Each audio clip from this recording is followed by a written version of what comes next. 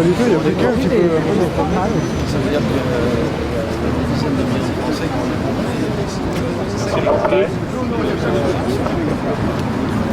ont S'il vous plaît, juste un instant. Merci à vous tous d'être là ce soir avec nous, avec la Droite Libre qui avions organisé cette soirée particulière d'échange, de libre-échange et de libre parole. Nous devions nous concerter dans une salle de l'UMP et puis pour des raisons un petit peu particulières d'organisation, ça n'a pas pu avoir lieu. Alors l'Assemblée nationale nous avait ouvert ses bras et ouvert une salle. Et puis sous pression naturellement d'un groupe particulier, qui est le Conseil national des musulmans de France, nous ne pouvons pas tenir à l'intérieur de l'Assemblée nationale, lieu de débat particulier de la République bien évidemment, notre soirée. Nous le regrettons vivement, d'autant plus que des personnalités étaient compétentes, élues de la République, devaient être présentes. Je salue d'ailleurs la présence de M. Xavier Lemoine, maire de Montfermeil ici, et je vous remercie d'être encore avec nous ce soir. Vous pouvez l'applaudir, absolument. Monsieur le député Van Est également devait être avec nous, et puis ce soir, donc, étant donné que ça a été reporté, bien, il a eu d'autres occupations, mais il est de tout cœur avec nous, et vous pouvez lire sur son site les paroles, les écrits en tout cas, en réaction à cette atteinte à la liberté de parole que nous avons ce soir. Nous estimons que c'est absolument inadmissible. De toute façon, cette soirée n'est que reportée pour un auditoire plus important. Il n'est pas question pour nous de lâcher prise. On ne peut pas continuer, et c'est pour cela que vous êtes là ce soir, on ne peut pas continuer à avoir chaque jour des... Comment pourrais-je dire non, pas des ultimatums. Des ennuis, allez, on va être soft, des ennuis dans notre pays, dans notre beau pays de France, parce que certains ont décidé de bloquer des rues, parce que certains ont décidé d'attaquer nos enfants, etc., etc. Je ne vais pas vous faire un panorama de tout ce qui se passe dans notre pays, pour être bref. Je voudrais vous rappeler que la Droite Libre a été un mouvement qui va être associé à l'UMP. Nous sommes en discussion actuellement avec les instances de l'UMP. Les signatures vont se faire très prochainement. Nous serons donc un mouvement associé, mais ne confondons pas, nous ne sommes pas un mouvement politique. Bien évidemment, tout ce qui se passe dans notre pays, vous en êtes conscient, et si vous êtes là, c'est parce que nous souhaitions ce soir en parler en toute tranquillité. La pression qui a eu lieu, je voudrais le répéter encore une fois parce que c'est très important, la pression qui a eu lieu par certains mouvements religieux sont inadmissibles eu égard à la loi de 1905 sur la laïcité. Nous sommes un pays laïque, nous demandons tout simplement, sans stigmatiser qui que ce soit, tout simplement que les valeurs de la République, que les lois de la République française, que la loi de 1905 soient tout simplement respectées et que chacun puisse librement, totalement librement, dans ce beau pays de France, savoir prier où il a envie, sans pour autant ennuyer son voisin, qu'il puisse vivre en toute tranquillité et que cessent toutes ces attaques stupides entre religieux, entre religions, et puis que nous puissions, grâce à cette loi de 1905, qui est une loi fondamentale pour la République française, que nous puissions vivre en bonne entente tous les uns avec les autres. Que nous soyons d'Afrique du Nord, d'Europe centrale ou d'ailleurs, peu importe, nous sommes tous des citoyens français. Nous avons une nation qui s'est construite au fil des temps, au fil des siècles, d'une façon extraordinaire. Nous sommes le pays de Voltaire, de Montesquieu, de l'esprit des lois. Et bien cet esprit des lois, nous souhaitons qu'il soit respecté. C'est ce que nous demandons. Nous ne demandons pas plus et que chacun se respecte dans ce beau pays. Voilà. Alors le thème de ce soir, immigration, islamisme, n'était pas du tout une stigmatisation. Est-ce une menace pour la France? Eh bien, moi je souhaite simplement, nous souhaitons que le peuple de France en parle. Je ne sais pas si vous avez lu la presse aujourd'hui qui est sortie. Alors je vous montre simplement le point aujourd'hui. Immigration, Rome, allocation, mensonge, ce qu'on n'ose pas dire. Eh bien nous avons décidé de le dire. Autre presse, valeurs actuelles, délinquance, peut-on tout dire? Oui, nous estimons que nous pouvons tout dire. Il est temps de tout dire. Il est temps de parler des problèmes qui fâchent. Alors nous allons bien évidemment continuer ce combat. Nous sommes nombreux maintenant à être soutenus par non seulement par une partie du peuple français qui a décidé de réagir, mais aussi par des élus, et par de plus en plus d'élus. Et nous ne dévoilerons pas les noms maintenant parce que ce n'est pas le lieu ni le moment, mais de toute façon, vous verrez petit à petit que notre révolte en quelque sorte, qui est une révolte quand même sympathique, notre révolte, eh bien, elle prendra du poids et on sera bien obligé de nous écouter. Et avoir un président d'Assemblée nationale, allez disons-le, qui baisse son pantalon devant une telle pression, nous considérons que c'est absolument inadmissible. Voilà ce que nous allons vous dire. Et je voudrais quand même donner la parole à notre ami. Quelques mots, monsieur le maire, puisque vous êtes là, vraiment avec tous nos remerciements. Je reprendrai le micro. Mesdames et messieurs, chers amis, j'ai été effectivement invité à débattre d'un sujet que je prétends connaître pour le vivre au quotidien en tant que maire de la ville de Montfermeil. Je m'étonne que cette réunion se tienne effectivement dehors. Remarquez, c'est assez sympathique. Les différents intervenants n'ont pas forcément les mêmes façons de voir les choses, et c'est normal et c'est bon. Et je remercie la droite libre d'avoir voulu inviter différentes sensibilités sur une question qui soucie de plus en plus nos concitoyens. Chacun pouvait apporter sa pierre à l'édifice, sereinement, dans le respect, mais en même temps en ne cachant pas la réalité de ce qui se vit au quotidien dans un certain nombre de quartiers. C'est la raison pour laquelle je suis venu ce soir pour porter jusqu'au bout le témoignage que je voulais porter dans ce colloque. Eh bien, je le ferai une autre fois, j'espère bien avec vous, dans un lieu qui acceptera cette fois-ci de nous accueillir. Mais je voulais vous dire que, malgré les circonstances, je ne désarmais pas quant à ce que je vois et ce que j'essaye de faire. Merci. Merci, monsieur le maire. Ben voilà, les travaux pratiques sont là, en fait. Et je peux vous dire que, non seulement vous, monsieur le maire, mais d'autres maires de France ont pris contact avec nous, parce qu'évidemment, ils vivent tout ce que vous pouvez vivre dans votre cité. J'ai été élu pendant 25 ans de cette ville de Paris et on connaît les problèmes de certains de nos quartiers, bien évidemment. Voilà, je vous remercie. Nous allons, si vous le voulez bien, Oh, pardon. Venez. Vous vous présentez toute seule. Comme une grande. Donc Christine Tazin pour Résistance républicaine. Bravo. Merci de votre présence fidèle et on a besoin de votre soutien, on a besoin de votre présence. Et ce que nous avons vécu hier, c'est une journée malheureusement historique. C'est le jour où la charia a été appliquée en France. Je m'explique. Les musulmans ne supportent pas, le Conseil français du culte musulman a fait interdire un débat qui portait sur l'islam est-il en danger. Sans présumer de la réponse, sans savoir si on dirait oui ou non, ils ont décidé qu'on n'avait pas le droit de se poser la question. C'est-à-dire que le délit de blasphème est déjà là. Simplement dire l'islam pourrait être dangereux, c'est déjà un blasphème. Ils l'ont imposé, ils l'ont demandé et ceux qui dirigent à l'Assemblée nationale ont accepté.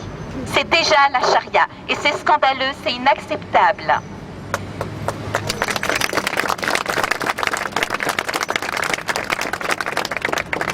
Je suis effarée du silence des associations laïques, des associations droits-de-l'hommistes. Personne ne dit rien.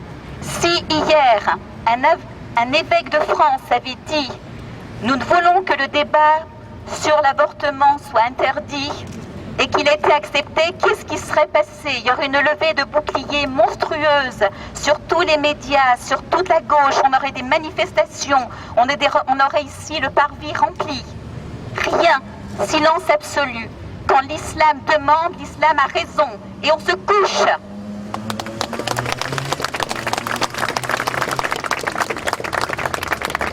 Cela signifie une seule chose. Nous avons raison. Et nous devons nous battre jusqu'au bout, avec tous les moyens. Nous ne nous laisserons pas faire. C'est inacceptable pour nous, pour nos enfants, nos petits-enfants. La France est en train de s'islamiser, de salaliser et de se chariariser. Nos lois vont mourir et tout ce à quoi on tient. On me rappelait tout à l'heure qu'il y a un livre d'éducation civique de 5e de chez Nathan qui a pour titre « Liberté, diversité, solidarité ». Ça me fait vomir. C'est inacceptable qu'on remplisse la tête de nos jeunes gens de ce genre de sottises et qu'on oublie liberté, égalité, fraternité. C'est la France qu'on est en train de tuer. Donc nous continuerons de nous battre et on compte sur vous pour être à nos côtés. Nous devons être nombreux, c'est notre seule force. On ne peut pas compter sur nos élites, à part quelques amis de la droite libre, l'Union républicaine, des gens qui sont avec nous. Il y a des gens de l'UMP qui commencent de nous rejoindre. La gauche est malheureusement tristement absente et c'est terrible pour une femme de gauche comme je suis de le dire. Il n'y a plus rien à en attendre, c'est fini. Voilà. Merci. Merci. Donc Pierre Cassandre, riposte laïque. On doit dire que depuis à peu près un mois, nous pensions avoir tout vu, nous pensions avoir tout connu. Le 4 septembre, pour commémorer le 140e anniversaire de la Troisième République, nous pensions qu'il était possible, dans différentes villes de France et à Paris, de rassembler des patriotes de toute sensibilité pour commémorer quand même une période qui a vu la loi de séparation du religieux et du politique et la scolarisation de l'ensemble des enfants dans les écoles de la République. Eh bien, pour certains gauchistes, du moins pour certaines personnes qui se réclament de l'extrême gauche, faire ce genre de commémoration, comme l'ont vu nos amis de Toulouse, interdit, facho. Nous pensions, nous n'avons dû qu'au professionnalisme des forces de l'ordre, que ce soit à Paris ou que ce soit à Toulouse, d'éviter des agressions beaucoup plus graves. Question donc sur aujourd'hui la liberté d'exprimer une opinion républicaine dans ce pays. Nous avons vu le 19 septembre sur la place Iéna, j'en reconnais beaucoup qui étaient ici, ce même genre de phénomène où là encore nous avons dû au professionnalisme de la police le fait de ne pas être agressé par des contre-manifestants musulmans qui ne supportaient pas qu'on puisse, près de l'ambassade d'Iran, expliquer que nous étions attachés à nos lois républicaines. Nous pensions malgré tout qu'un débat comme celui qui était proposé ce soir par la droite libre, comme le disait Xavier Lemoine, avec des interlocuteurs différents, je peux vous dire par exemple qu'on aurait aimé avoir un débat avec l'ancien imam de Drancy, imam dit modéré, il y avait des choses à approfondir. Il est bien évident que nous n'avions pas tous la même position à la tribune, mais le fait que ce débat soit possible nous paraissait une avancée dans le débat démocratique et nous sommes convaincus que la poussière sous les meubles, c'est pas une bonne idée.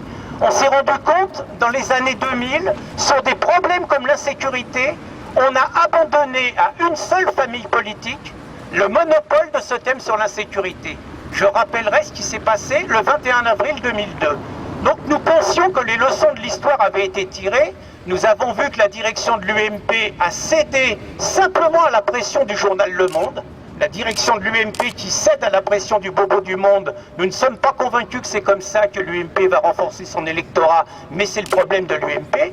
Par contre, ce qui est notre problème, c'est quand on subit une fatwa d'une organisation religieuse qui se permet de sommer le président de l'Assemblée nationale en lui disant « Écoutez, vous faites un débat quand même qui est pas bien, qui est sulfureux, qui va encore stigmatiser l'islam. Qu'est-ce que c'est que cette histoire d'assembler l'islam et l'immigration ?» Sachant que cet homme-là n'a pas la nationalité française, donc s'il y en a un qui symbolise justement la complémentarité entre l'islamisme et l'immigration, c'est bien Moussaoui.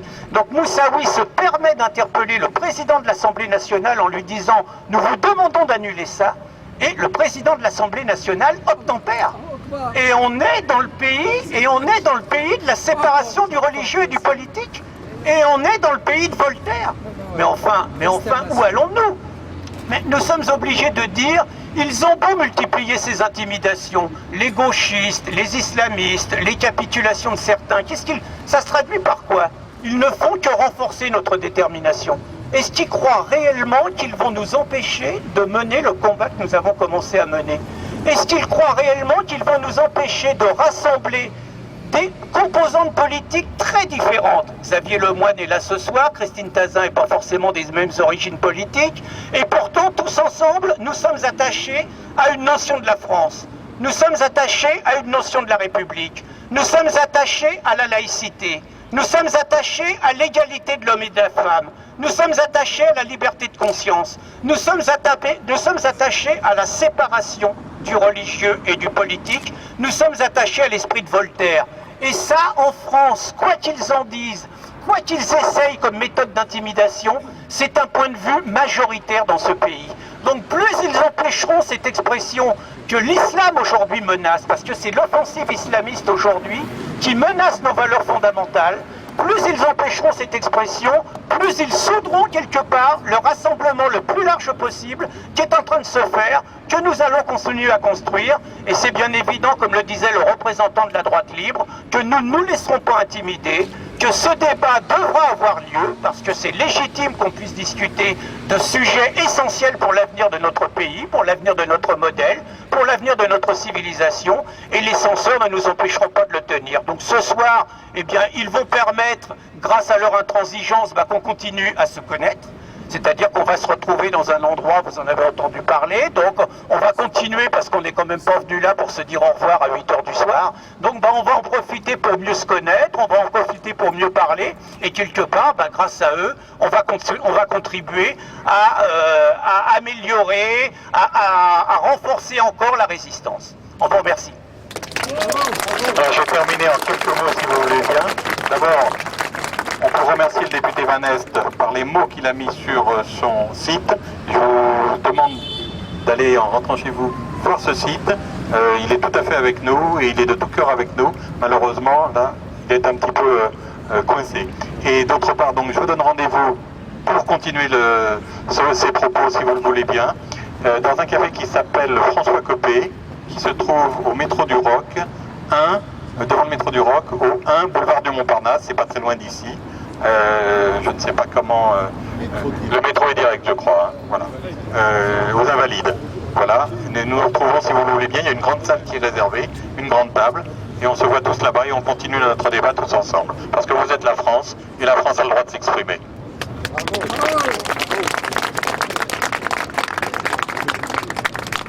Vous allez faire une protestation officielle auprès de M. Accoyer ou pas? Parce que là, c'est quand même grave ce qui se passe. Je suis là. Ouais. Écoutez, il y a 3 mois, j'ai accueilli Bernard Accoyer et il a passé du temps, il nous a écoutés. Il a vraiment été au cœur de nos quartiers, rencontré la population, etc. On a passé un très bon moment avec Bernard Accoyer. Voilà. Ça, je ne peux pas l'oublier. Pourquoi il cède selon vous alors? Je ne sais pas. Est-ce que c'est lui qui a cédé? Est-ce qu'on lui a bien expliqué de quoi il s'agissait? Est-ce qu'il n'a pas eu des pressions d'ailleurs et d'au-dessus? Je n'en sais rien. Je ne sais pas. Donc moi, je ne veux pas juger Bernard Accoyer. Je regrette. Je le regrette suffisamment pour quand même être là ce soir en disant c'est un débat, c'est une question, on ne peut pas en faire l'économie. Et j'espère qu'on pourra traiter tranquillement de cela un jour. Voilà. Mais là aussi, je veux garder le bénéfice de ce que le président de l'Assemblée nationale s'est déplacé à Clichy-sous-Bois et à Montfermeil pour vraiment comprendre des choses.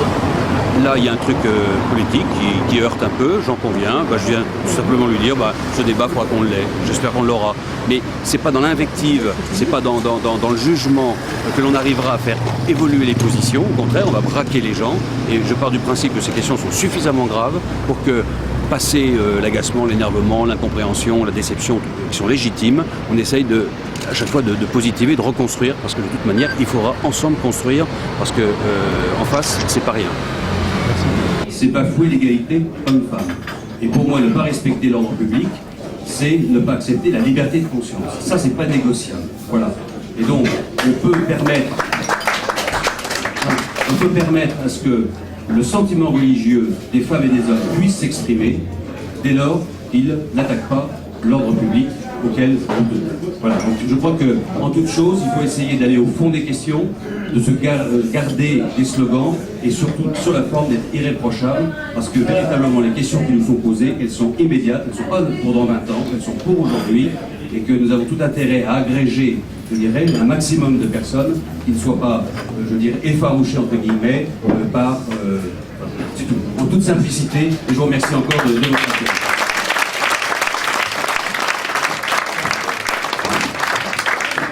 Merci monsieur le maire. Oui, je vais vous donner la parole.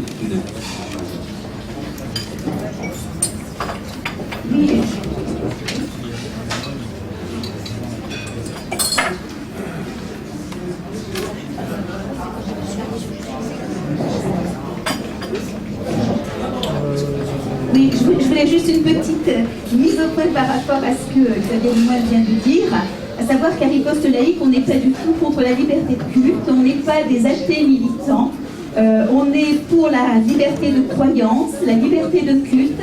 La seule limite que nous mettrons, c'est le respect des lois de la République, le respect de la loi de la laïcité. Je crois qu'on se retrouve totalement là-dessus.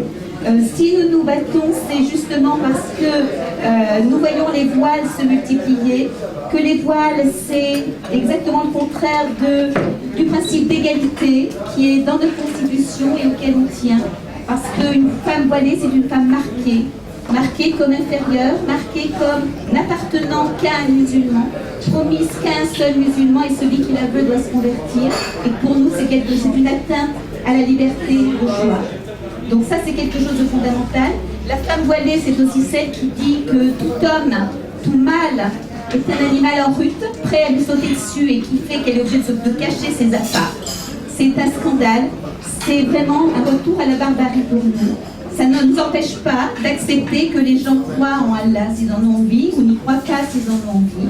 Nous demandons simplement que ça reste exactement comme la loi de 1905 le prévoyait, quelque chose de privé, qui reste du domaine privé. Que les musulmans aient des mosquées, pourquoi pas, s'ils n'en font pas ce qui est actuellement en train de se faire, des lieux de propagande anti-France. Dans un certain nombre de mosquées, il y a des imams qui tiennent des discours qui sont aussi contraires à la loi de 1905. Il y a un paragraphe très intéressant, un article très intéressant dans cette loi de 1905 qui dit clairement liberté de culte, ok, mais même dans les édifices de culte, il ne doit y avoir aucun discours contraire à la loi, contraire à la France et un obstacle à la France. C'est dit clairement. Donc il se passe sur le territoire français des choses illégales et qui sont acceptées.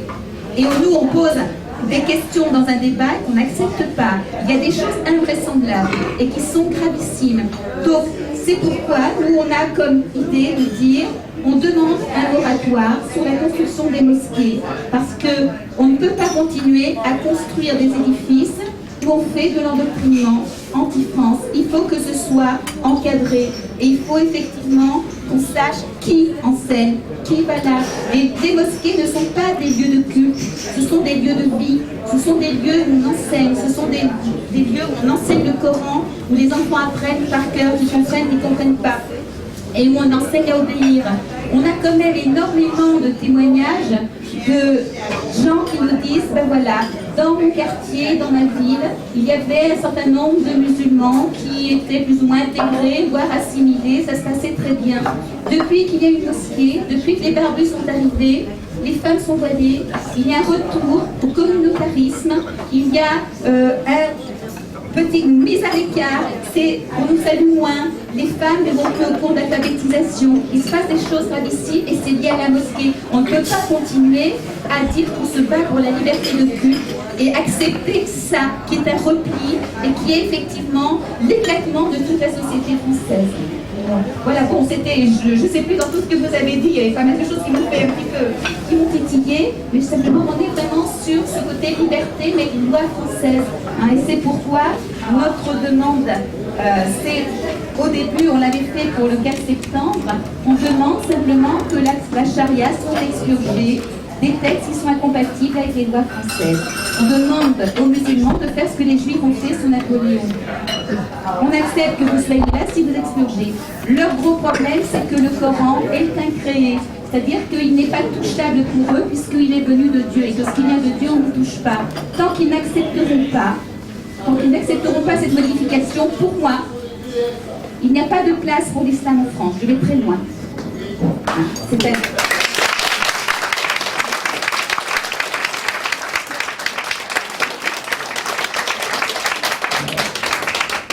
il ne s'agit pas de stigmatiser le beau mot à la mode. Il y a des tas de musulmans qui ne sont pas pratiquants, qui sont là, qui vivent bien, et c'est pour eux qu'on se bat. C'est ceux qui, en plein ramadan, se font casser la figure parce qu'ils sont attablés avec un café à l'eau. Ce sont ceux chez qui on frappe à 1h d'après-midi pour voir s'ils ne sont pas à table et dont on fait les poubelles pour voir s'ils ne mangent pas de porc. Ça, c'est un vrai scandale. Donc je répète, si il n'y a pas une réflexion de départ qui permet de remettre à plat et de crier, de dire, eh ben oui, on va toucher à ce fichu Coran, qu'il soit écrit ou pas, l'islam tel qu'il est doit disparaître, à eux d'inventer autre chose. Voilà, c'est tout ce que je voulais dire.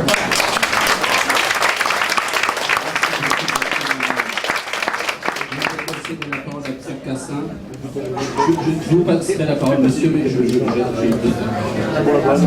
aux associés de la droite libre dans cette manifestation.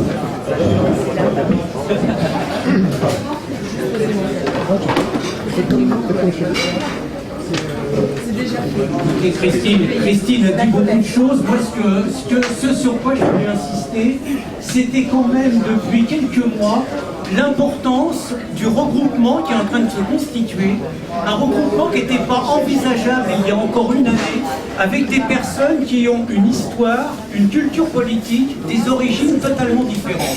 Et moi j'aime beaucoup les références à la résistance, c'est-à-dire que dans les années 1940, des patriotes qui en 1936, à l'époque du Front populaire, se tapaient parfois vigoureusement sur la gueule, ont été capables, 4 ans plus tard, quand c'était les intérêts de la France, quand c'était la lutte contre le fascisme, quand c'était nos libertés qui étaient à l'ordre du jour, ont été capables de se regrouper. Je ne ferai pas des parallèles sur le nazisme et sur la situation qu'on connaît aujourd'hui, mais par ailleurs, il suffit quand même de lire suffisamment de textes qui vous ont été envoyés ces derniers temps par des dignitaires religieux pour constater quand même que la frange la plus radicale de l'islam est partie à l'assaut, est partie à la conquête de la République, est partie à la conquête de nos principes laïques, est partie à la conquête de nos libertés. Nous avons vu en 8 jours ce spectacle extraordinaire à Limoges d'un homme dont je crois savoir qu'il est toujours en liberté, qu'il n'est toujours pas interrogé par les forces de police, tenir un véritable discours de guerre civile et de guerre sainte dans un centre-ville à Limoges. Nous avons vu dans une émission de John-Paul Lepers, un sympathique trésorier d'une mosquée de Roubaix, nous annoncer que quand les musulmans seront 50% en France, il serait tout à fait logique que l'ensemble de la France accepte la charia. Donc nous ne devons pas tomber dans deux travers, nous ne devons pas tomber effectivement dans un espèce de regard candide en pensant que spontanément la religion musulmane va s'intégrer dans les lois de la République comme ça tout seul, et nous ne devons pas non plus tomber dans un discours stigmatisant, laissant entendre qu'il y a un djihadiste derrière chaque musulman. Je crois justement, moi, que nous aurons besoin de la frange la plus démocrate, celle qui compte sur nous, celle qui a besoin de la laïcité, des femmes qui ont besoin de l'égalité homme-femme, des hommes qui ont besoin de la République pour justement échapper à la dictature de leur aile intégriste. Mais ils ne viendront à nous, et moi je crois que c'est là qu'il faut qu'on soit clair, ils ne viendront à nous, je ne crois pas qu'on peut attendre les musulmans modérés. Je crois que les musulmans modérés ne viendront à nous qu'à partir du moment où nous faisons preuve, nous, d'une défense intransigeante de nos principes. L'égalité homme-femme, ça ne se négocie pas.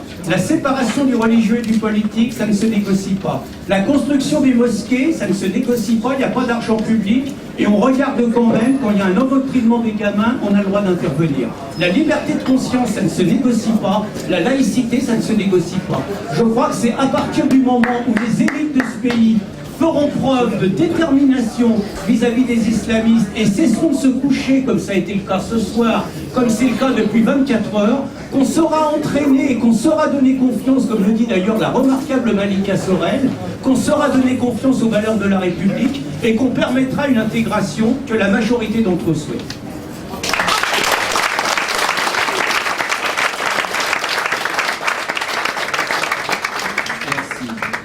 Et nous sommes tout à fait heureux d'être avec vous, associés d'horizons politiques différents, et vous pouvez compter sur nous, sur la droite libre, d'aller avec vous dans ce sens. Monsieur, je vais vous laisser la parole. Jean-Michel Clément, de Vérité, Valeurs et Démocratie. Organisation de 1901 destinée à défendre les droits de l'homme, les valeurs républicaines et la démocratie en général. Nous avons un problème. De même que presque toutes les démocraties du monde, et de même que tous les pays européens, la France a un problème. Un problème de nature politique, exclusivement politique malgré certaines apparences. Quel est ce problème? Eh bien, un certain nombre d'individus et d'organisations se revendiquant de l'islam tentent actuellement d'introduire dans notre société des règles de la charia, avec un certain succès d'ailleurs. Ils ont peut-être des motivations liées à leurs croyances, mais la nature de leurs actes est bel et bien politique. La politique étant ce qui détermine l'organisation de la cité, quand on tente de modifier la manière dont fonctionne la société, on est en train de faire de la politique. Ces individus, ces organisations, ces activistes politiques font une promotion active d'un système social violant tous les droits de l'homme et tous les principes républicains. Un système politico-religieux incompatible avec la démocratie, selon même l'avis de la Cour européenne des droits de l'homme, qui a déclaré dans un jugement du 13 février 2003, et là je cite, « La Cour partage l'analyse effectuée par la Chambre quant à l'incompatibilité de la charia avec les principes fondamentaux de la démocratie. » L'incompatibilité de la charia avec les principes de la démocratie. Je vous rappelle que la Cour européenne des droits de l'homme, en l'occurrence la Haute Chambre, est l'organisme suprême qui statue sur les problèmes de droits de l'homme en Europe et que ces décisions s'imposent aux États signataires européens et en l'occurrence la France. Les décisions prises par cette Cour ont valeur de loi supérieure encore aux lois françaises. La charia, en actant dans les sociétés la classification et la hiérarchisation des groupes humains en fonction de leur croyance ou de leur sexe, et en obligeant les gens à se conduire comme si une partie de l'humanité était impure et inférieure, constitue un inacceptable système de domination sexiste, de racisme, de xénophobie et d'apartheid confessionnel. Je baisse mes mots, racisme confessionnel, xénophobie confessionnelle et apartheid confessionnel. Quand on sépare l'humanité en parties et qu'on prétend que ces différentes parties ont des différentes valeurs, et ça c'est le concept du mécréant, du kafir, le musulman est présenté dans la règle de la charia. Je ne prétends pas que ce soit l'avis de tous les musulmans, mais la charia prétend que le musulman est supérieur au mécréant. Le mécréant, ceux qui ne sont pas musulmans, est inférieur, impur, au même titre que les vomissures, que le chien, le porc, le sang et les excréments. C'est à ce niveau-là que ça se passe. La charia qui prétend régir les actes des individus sous la menace de châtiments spirituels ou physiques au nom d'une croyance est un ensemble de règles qui violent de manière fondamentale les droits et libertés constitutionnelles ainsi que la dignité humaine de nos citoyens et citoyennes, en tentant de les persuader d'abjurer leurs droits inaliénables au profit d'une servitude dégradante. Je vous rappelle que la loi islamique, c'est une loi quand on est musulman, qu'on ne choisit pas et qu'on n'a aucune possibilité de changer, contrairement aux règles démocratiques. Répandre la charia est un acte politique hostile, c'est un acte subversif visant à la destruction de la forme républicaine de la société et visant à la destruction des droits et libertés des individus. C'est donc en tant que tel un délit et un trouble majeur à l'ordre public. Il est du devoir de nos dirigeants politiques et de nos États de défendre les citoyens et la République contre ceux qui tentent de diffuser la charia comme règle comportementale normative dans notre société. C'est une action de nature politique qui est du ressort de l'État et de l'ensemble de la nation. Ça a l'air compliqué, mais finalement ça n'est pas tant que ça. Pourquoi? Parce que nous avons des outils légaux qui existent déjà. Et parmi ceux-ci, il y en a beaucoup. Ce sont des outils qui ne sont quasiment jamais utilisés parce que bien souvent les gens ne savent même pas qu'ils existent. Des choses toutes simples. L'article 3 de la loi de 1901, loi de 1901 qui régit les associations.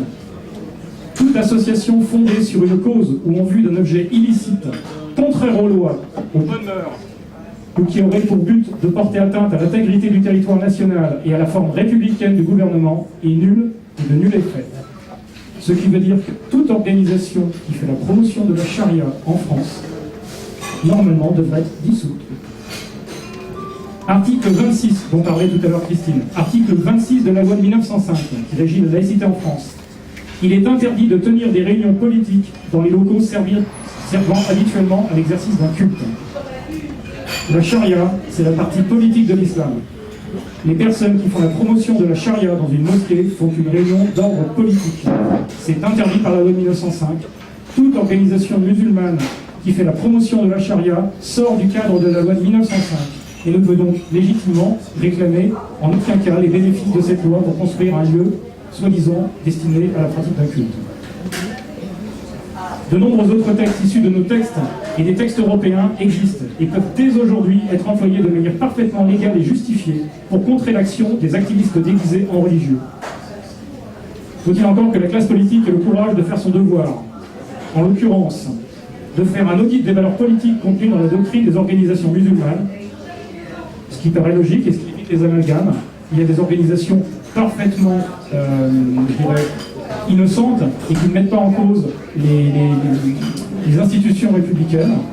Eh bien, cet audit permettra de savoir si effectivement elles existent et si, le cas échéant, il convient de permettre leurs activités. Mais en tout cas, la République a un droit d'examen, de savoir ce qui se passe dans les lieux soi-disant de culte. Et deuxième cas, et le cas échéant, de dissoudre les organisations dont la doctrine, les enseignements et les activités constituent un délit, ce qui n'est aujourd'hui jamais fait. Merci.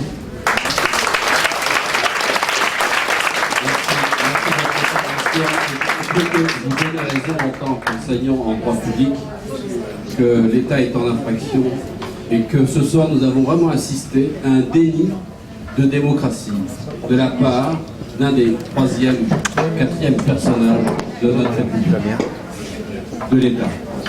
Exactement. Donc, j'approuve tout ce que vous dites et c'est vrai que le droit est bafoué. Alors ici, j'ai un monsieur qui me prend la parole depuis un moment. Présentez-vous et dites ce que vous avez à dire. Bonsoir, Pascal Goutte, Mohamed. Je vais essayer d'apporter quelque chose de nouveau par rapport à ce qui a été dit très raisonnable. C'est que ne croyez pas que l'islam ait besoin de prendre le pouvoir politique, de passer ses lois. Il fait déjà sa loi dans la cité, tous les jours, au quotidien. Il nous sépare par les abattoirs, des abattoirs jusqu'à l'assiette. Je n'ai pas le droit de goûter avec vous la bonne bière. Alors, détrompez-vous. L'islam n'a pas besoin de prendre le pouvoir ni de faire passer la charia. Vous vous battez contre quelque chose de complet. Vous êtes complètement à côté de la plaque. Parce que, mais oui, parce que nous avons une idée béate de la liberté de religion et de culte. Or, ce qui a fait l'Europe, ce qui a fait la France, ce qui a fait que la laïcité avait réussi, c'est qu'on est passé par une critique radicale et sans merci de la religion judéo-chrétienne. C'est ça que l'islam n'a pas eu encore à vivre. Et nous devons le faire vivre. Parce que nous avons des concitoyens musulmans qui ont droit à ce travail essentiel que nos politiques, que nos intellectuels nous empêchent de faire. Il ne faut pas tourner autour du pot sacré. Les deux pieds de sable du Coran, c'est le Coran, de l'islam, c'est le Coran et Mahomet. La vénération, tant qu'il y aura vénération du Coran et de Mahomet, ce n'est pas la peine d'espérer qu'on puisse vivre en paix, qu'on puisse vivre ensemble. Aujourd'hui même, si vous lisez Les yeux grands fermés de Michel Tribala, elle a des statistiques, nous avons des statistiques et nous n'avons jamais voulu qu'elles se sachent. 80% des Français dont les parents sont d'origine algérienne ou turque font la loi de l'immigration. Ce n'est pas notre code de l'immigration qui le fait. 80% de ces Français-là vont chercher la Vierge ou le puceau en Turquie ou en Algérie. Alors vous pouvez faire tout le discours que vous voulez, mais l'islam travaille les gens au corps et au quotidien. Alors ce n'est pas la peine de vous attendre à ce que des gens vont vous dire on va faire pas, sauf des fous bien sûr, des feux de diversion, ils vont vous dire on va faire passer la charia. Bon, vous vous attaquez à ces feux de diversion, or l'essentiel se fait au quotidien à la maison. Alors si nous ne nous attaquons pas directement aux deux pieds de ça, si nous ne remuons ça, si nous ne secouons pas ça correctement, ce n'est pas la peine d'espérer que demain, vous aurez un islam compatible avec la République. Merci.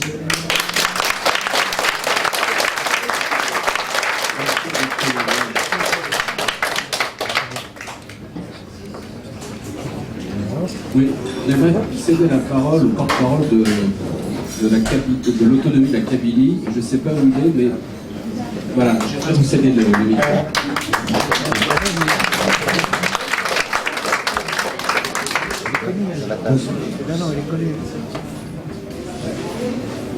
Je ne pas demander spécialement la parole. Pourtant, je tiens à apporter la Kabylie au mouvement de résistance.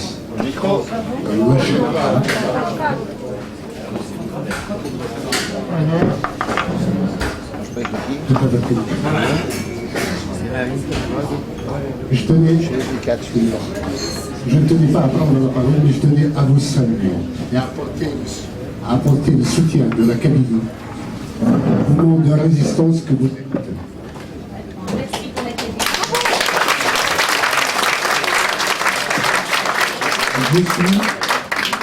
Je suis né de confession musulmane et j'ai la majorité du Kabyle qui est de culture musulmane, mais dans la pratique syncrétique est loin de la lettre du Coran à laquelle d'aucuns voudraient bien ramener la Kabylie. La Kabylie qui subit le dîner d'existence a toujours été laïque et se bat encore aujourd'hui pour le demeurer.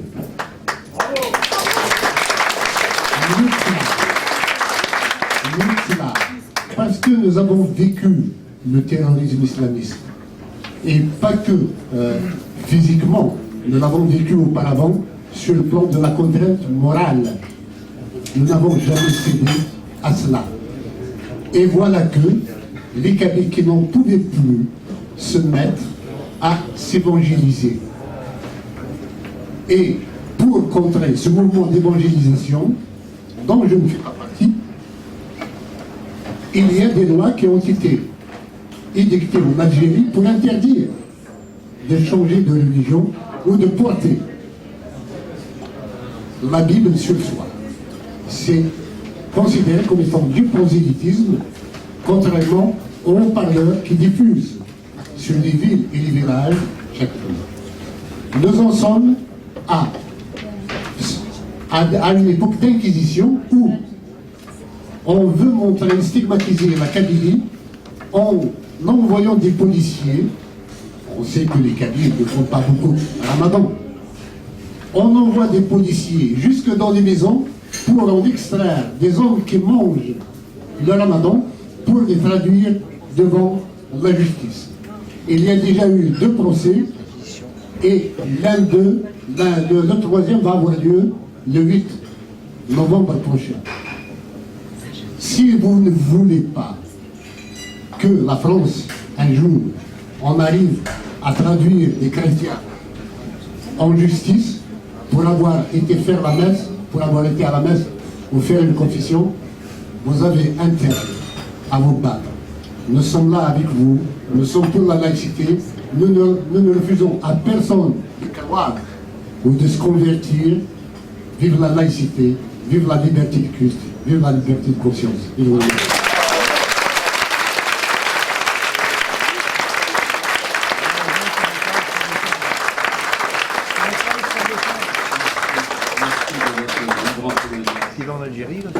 Je vais donner la parole à madame.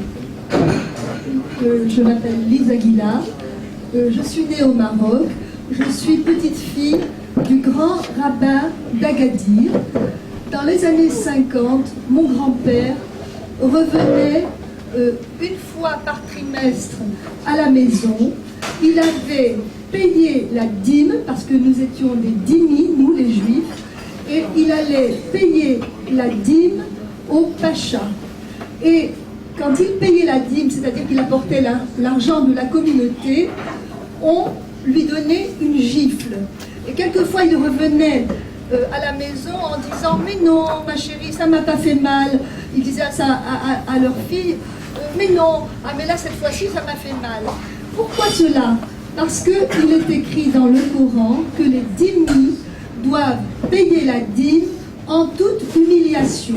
Alors, soit l'humiliation est symbolique, ça peut être un coup sur le dos, mais elle existe, soit elle est réelle et c'est une claque. Moi, je pense personnellement, et je le déplore, que nous sommes perdants. Nous, les Français, nous, les Occidentaux, les Américains, nous sommes perdants face à, non pas à l'islam, mais à l'islamisme. Pourquoi sommes-nous perdants? Parce que nous ne connaissons pas le Coran. La Bible, on la lit, c'est une belle histoire, de A à Z, on peut lire l'histoire. Les évangiles, on les lit, ce sont des histoires, c'est très agréable. Le Coran, on lit la première sourate, ce sont des petits versets de 4, 5, 6 lignes. La deuxième sourate, qui est aussi très longue, ce sont aussi des versets, mais qui n'ont rien à voir, ni queue ni tête, mais on se demande. La troisième sourate, on lâche le livre, on n'en peut plus.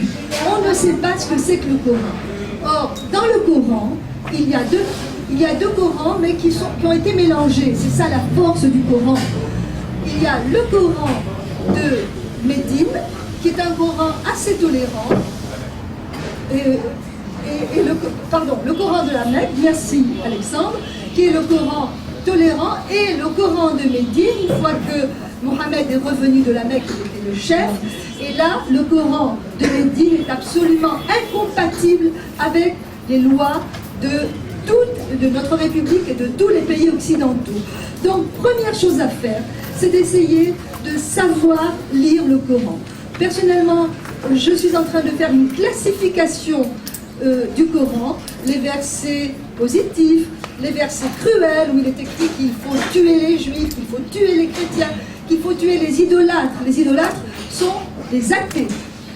Et donc, vous savez que les musulmans, quand ils sont arrivés en Inde, l'Inde était idolâtre, ils ont commencé à tuer tout le monde, mais après ils se sont dit, ils ont demandé à leur chef, mais qu'est-ce qu'on fait? On va tuer la population entière, ils sont tous idolâtres. Et là, ils ont dit, bon, on va d'abord essayer de les convertir, et on tuera ceux qui ne se sont pas convertis. Donc, il y a eu le Pakistan, voilà. Donc, notre premier devoir, si on veut arriver à quelque chose, c'est de lire, de se renseigner sur le Coran. Et là, nous-mêmes, quand on lit le Coran, on se dit, mais qu'est-ce que c'est que ces versets? Donc, il y a des versets qui ne doivent pas être enseignés sur notre terre française. Tous ces versets anti-juifs, anti-chrétiens, anti-athées, n'ont rien à faire sur notre... Anti-pardon féministe, non. Oui, bien sûr.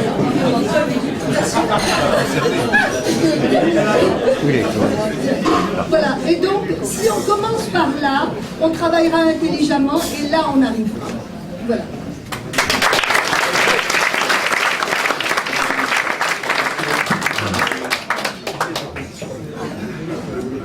Je vais vous donner la parole, monsieur. Un instant, j'ai ici mon voisin qui m'a réclamé la parole depuis un petit moment.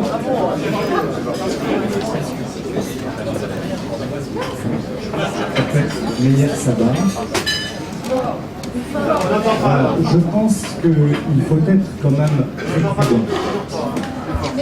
Plus fort. Comme ça. Voilà.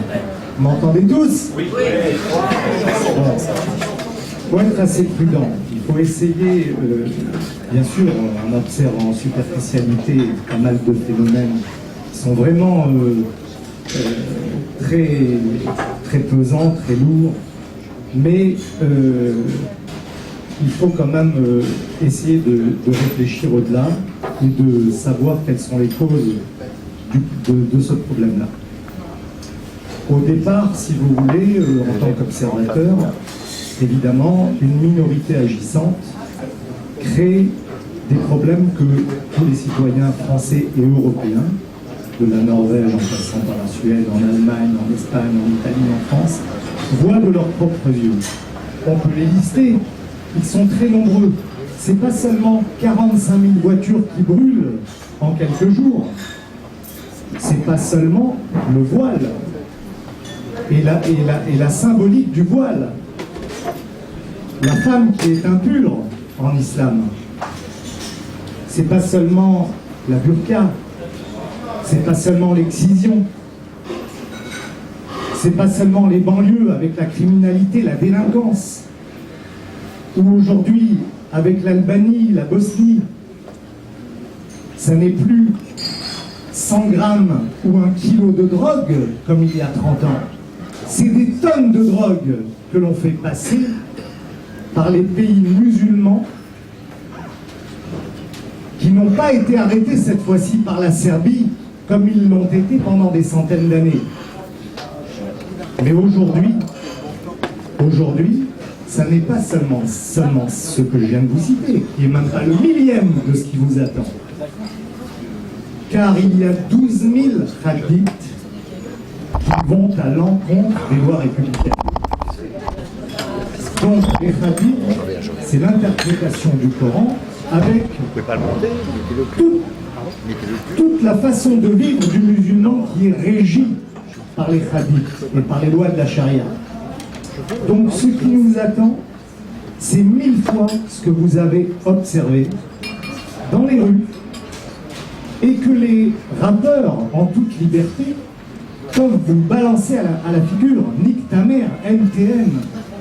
Et je t'emmerde, toi, le sale français qui nous a colonisés. Et je crache sur la République et sur le drapeau français, je me torche avec. Je ne veux pas stigmatiser mon ami, l'arabe musulman, mais je ne veux pas qu'il me stigmatise non plus. Je ne veux pas qu'il m'amalgame, moi, le français, moi, le juif, moi, l'espagnol, le chrétien, l'athée, qui n'a même plus le droit de vivre dans le Coran. Car le chrétien et le juif, dans le Coran, on peut leur donner le droit de vivre. Mais de quelle manière?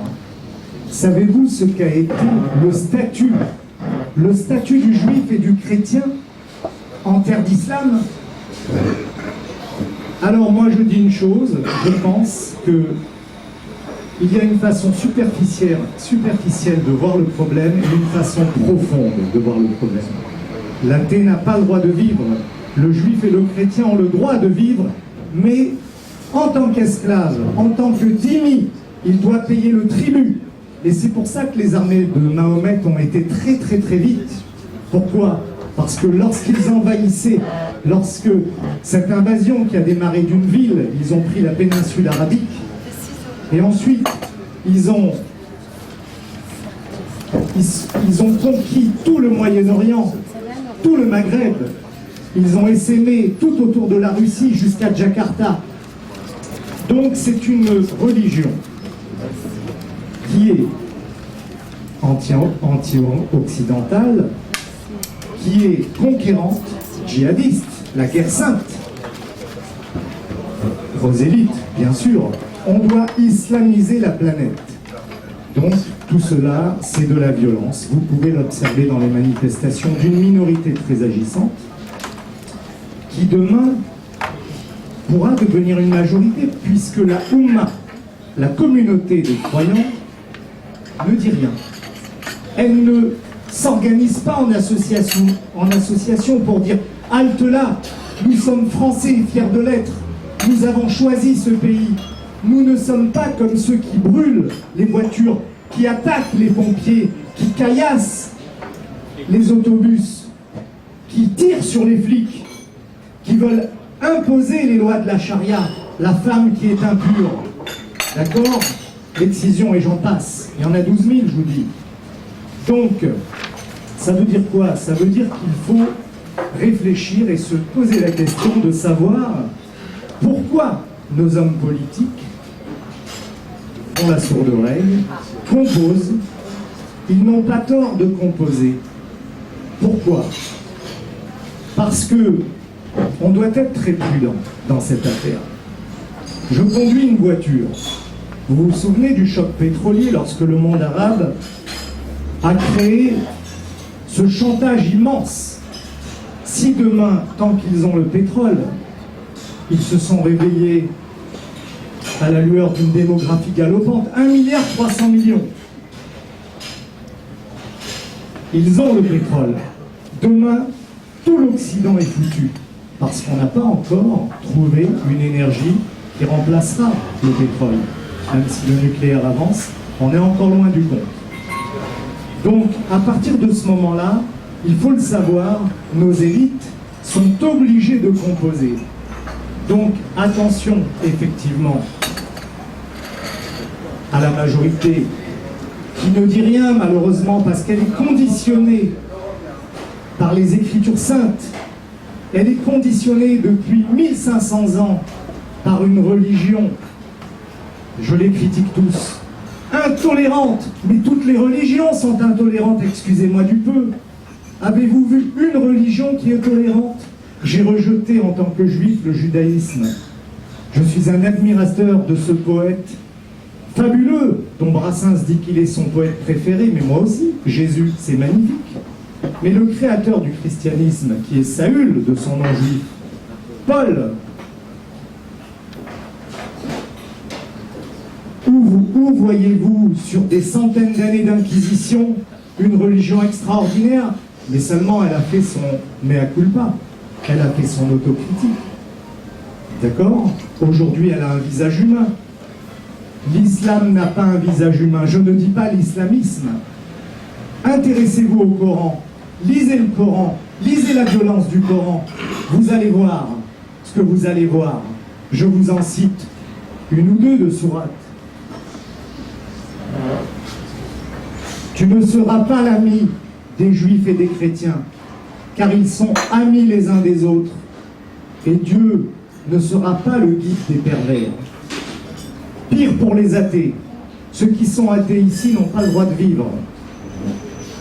Ça veut dire qu'il y a une sourate qui dit: si tu rencontres un mécréant, un infidèle, un idolâtre, tue-le, tue-le.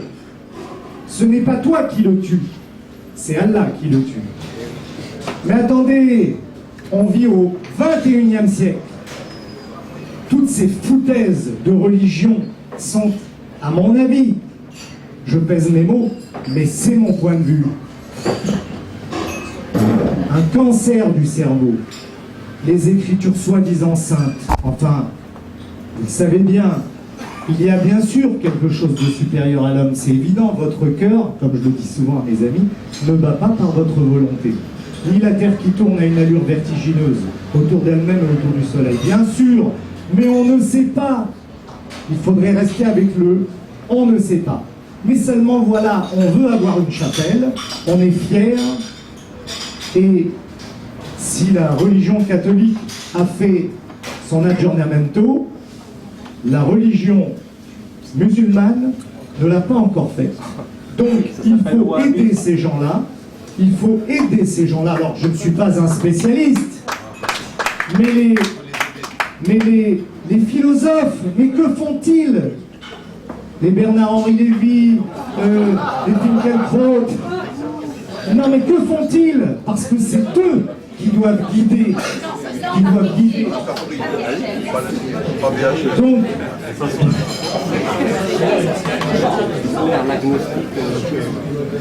Donc à mon avis, ce qui m'intéresse moi, c'est l'action, mais l'action réfléchie, l'action concertée bien sûr, mais l'action réfléchie, c'est-à-dire une action douce, ne pas faire comme eux, parce qu'ils sont une minorité agissante. Ce sont des imams importés, ce sont des beurs qui se prennent minimum 600 € par jour. Certains beurs, et plusieurs milliers, quand ils ont envoyé la première escorte de plusieurs milliers de gosses pour brûler 45 000 voitures, derrière il y a les kalachnikovs et les bazookas, vous ne le savez pas. Mais les prisons, les banlieues sont vraiment des zones de non-droit. Donc, à mon avis, il faut plancher. Il faut plancher et trouver des solutions pour faire prendre conscience et trouver un moyen d'aider les pays musulmans à atteindre la démocratie en dénonçant les agissements de leurs leaders. Parce que les leaders des pays arabo-musulmans, qui sont tous des pays de dictature, eh bien, ces leaders-là, ils marchent, ils tiennent grâce au Coran. C'est une contradiction. Et c'est grâce au Coran qu'ils tiennent. C'est faux. N'importe quoi.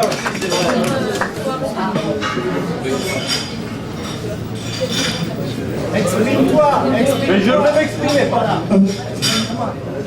Oui, alors là je parle, je reprends un petit peu la parole au niveau de l'organisation générale de cette soirée, la droite libre. Bon, il est bien évident que on parle beaucoup de l'islam, c'est tout à fait normal, mais en fait, je voudrais aussi qu'on ne parle pas que de l'islam. À savoir, on doit également, vous savez que le thème de notre réunion, c'était immigration, islamisme, la France est-elle menacée? Ça ne veut pas dire qu'il faut parler que d'islam. Parce que dans les problèmes d'immigration, il n'y a pas également que les problèmes d'islam, il y a les problèmes du coût d'immigration, il y a les problèmes du chômage, il y a les problèmes de familles qui ne sont pas musulmanes, mais qui font, qui ont des problèmes d'intégration. Ensuite, il y a les problèmes par la suite d'assimilation de ceux qui deviennent français. Il y a les problèmes de la nationalité. Christian Vanès, qui n'est pas venu, puisque la réunion a été annulée, voulait parler de la nation, enfin de la nationalité, des problèmes d'intégration, etc. Ce qui veut dire que cette soirée que nous avions mis en place avait pour but de faire apparaître l'ensemble des problèmes qui nous intéressent par rapport à l'immigration, par rapport à la société, et par rapport également, non pas seulement à l'immigration, mais ceux qui, dans les banlieues, les problèmes qui apparaissent dans les banlieues, dans les grandes cités, et puis également montrer qu'au niveau de la majorité, parce que nous sommes quand même, il ne faut pas l'oublier, un mouvement qui est issu de la majorité, il y a des gens qui ne sont pas tout à fait d'accord, et même pas du tout d'accord, avec l'orientation qu'a pris, malheureusement, par rapport aux promesses du président Sarkozy, par rapport aux élections, par rapport au vote des Français de 2007, une orientation qui ne nous convient pas parce qu'elle n'a pas le programme, les promesses qui avaient été faites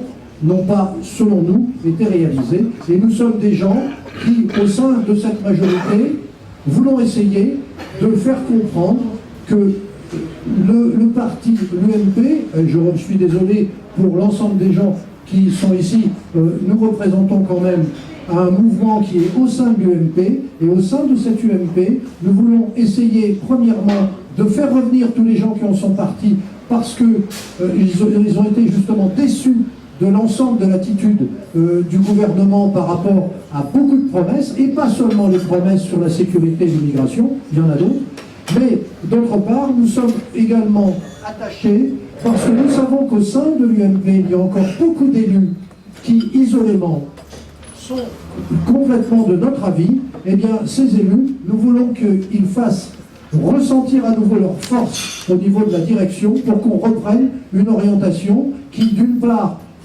doit, selon nous, se plier au vote des Français, car la majorité des Français avaient voté pour un programme qui n'a pas été réalisé, et d'autre part, revenir vers des fondements dont on vient de parler, qui unissent non seulement les gens de l'UMP, mais qui doivent également unir des gens qui ne sont pas forcément à l'UMP, mais qui comprennent que c'est un problème majeur pour notre société, pour l'avenir de la France.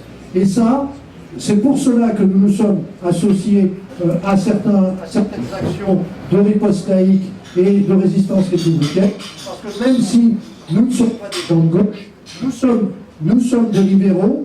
C'est vrai, nous avons, pour la majorité d'entre nous, des positions qui ne sont pas des positions de gauche, mais tout simplement sur des fondamentaux qui, pour nous, sont la base de notre société et le fondement de la continuité de la cohésion française, de la cohésion nationale. Et bien là, nous sommes prêts, effectivement, à nous rapprocher sur des thèmes ponctuels comme celui de ce soir, bien sûr, ceux de ce soir, eh bien nous sommes prêts à nous rapprocher de gens qui sont peut-être de gauche, peut-être parfois un peu plus à droite, mais nous n'irons jamais, en tout cas, nous voulons le dire, vers des extrémismes que nous combattons, parce que nous sommes le mot droite libre, dans le mot droite libre, il y a libre, nous voulons rester libres, nous sommes pour la liberté, parce que la liberté, pour nous, c'est un des fondements de la République, c'est un fondement de la nation, et c'est quelque chose sur lequel nous ne transigerons pas, et cette liberté d'expression qui nous a été refusée sous la pression justement d'un mouvement religieux, cette liberté d'expression qui nous a été refusée par un haut représentant ou des hauts représentants des institutions françaises, car le président de l'Assemblée nationale est quand même un haut représentant des institutions françaises. Je ne sais pas s'il a été seul à prendre la décision, je ne veux pas l'incriminer seul, mais en tout cas, une chose est sûre, c'est quelque chose d'absolument inacceptable. Et c'est vers ce refus de l'inacceptable que nous allons continuer à nous battre, le refus de toute privation de liberté d'expression dans notre pays, car c'est pour nous quelque chose de fondamental. La liberté d'expression, car pour nous, Voltaire, c'est également une de nos références. Nous nous battrons toujours pour que ceux qui ne sont pas d'accord avec nous puissent le dire. Et ça, c'est aussi le sens de notre présence ici. Voilà. Je vais terminer en disant que nous sommes bien sûr ceux qui sont d'accord avec nous. Il y en a forcément qui ne sont pas forcément d'accord, je l'admets tout à fait. Ceux qui sont d'accord avec nous, nous avons besoin de soutien. C'est pour ça qu'à la droite libre, eh bien, ce petit soutien, cette petite adhésion de 15 € par an, ça nous fait peut-être rire, mais c'est quelque chose, c'est pour ça qu'on vous a distribué les papiers, c'est quelque chose pour nous qui est vital. Voilà. Alors ceux qui sont d'accord avec notre mouvement, les principales idées de notre mouvement, eh bien, vous serez bien sûr les bienvenus.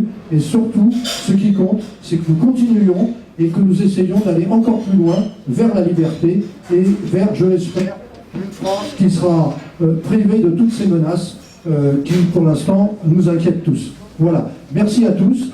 Et ceux qui veulent la parole, eh bien, je repasse le micro.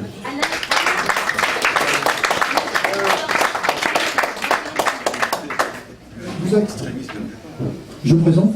Oui, c'est Stéphane Skinazi. D'accord, Stéphane Skinazi, passe-nous. Merci. Bonsoir.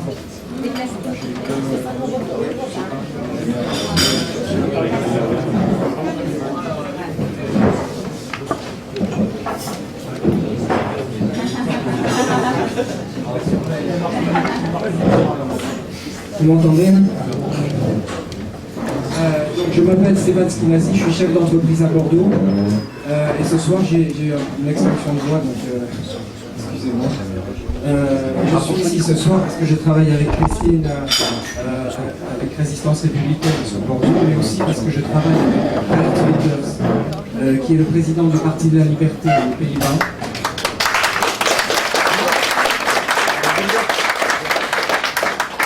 Le Parti de la Liberté, c'est la troisième force politique aux Pays-Bas. Geert Wilders est en train de créer une association qui s'appelle l'IFA. L'IFA, c'est l'Alliance internationale pour la liberté. Et Geert Wilders m'a demandé de travailler à la mise en place du chapitre français de cette association. C'est à ce titre que Alexandre et la droite libre m'a invité ce soir, et je les remercie chaleureusement d'avoir organisé ce débat, parce que je pense qu'il est très important de pouvoir débattre du problème de l'islamisation de l'Europe en toute liberté, en se dégageant du carcan du politiquement correct qui empoisonne la discussion partout où elle est engagée. Et les événements de hier et d'aujourd'hui nous montrent effectivement que c'est un problème. Ce que disent Geert Wilders et les personnes qui le soutiennent est extrêmement simple. Nous sommes des citoyens de différents pays d'Europe, attachés aux valeurs humanistes et démocratiques de la civilisation occidentale, et nous avons identifié un problème majeur, qui est l'irruption massive de l'islam dans cette civilisation, que nous estimons de nature à remettre en cause les fondements mêmes et la survie de ce système de valeurs et de cette civilisation. Ce que nous pensons également, c'est que le multiculturalisme et le relativisme culturel sont des projets en faillite, que la culture occidentale a amené à l'humanité, beaucoup plus que la culture islamique, par exemple dans les arts, dans les sciences, en politique ou simplement pour le bien-être des individus.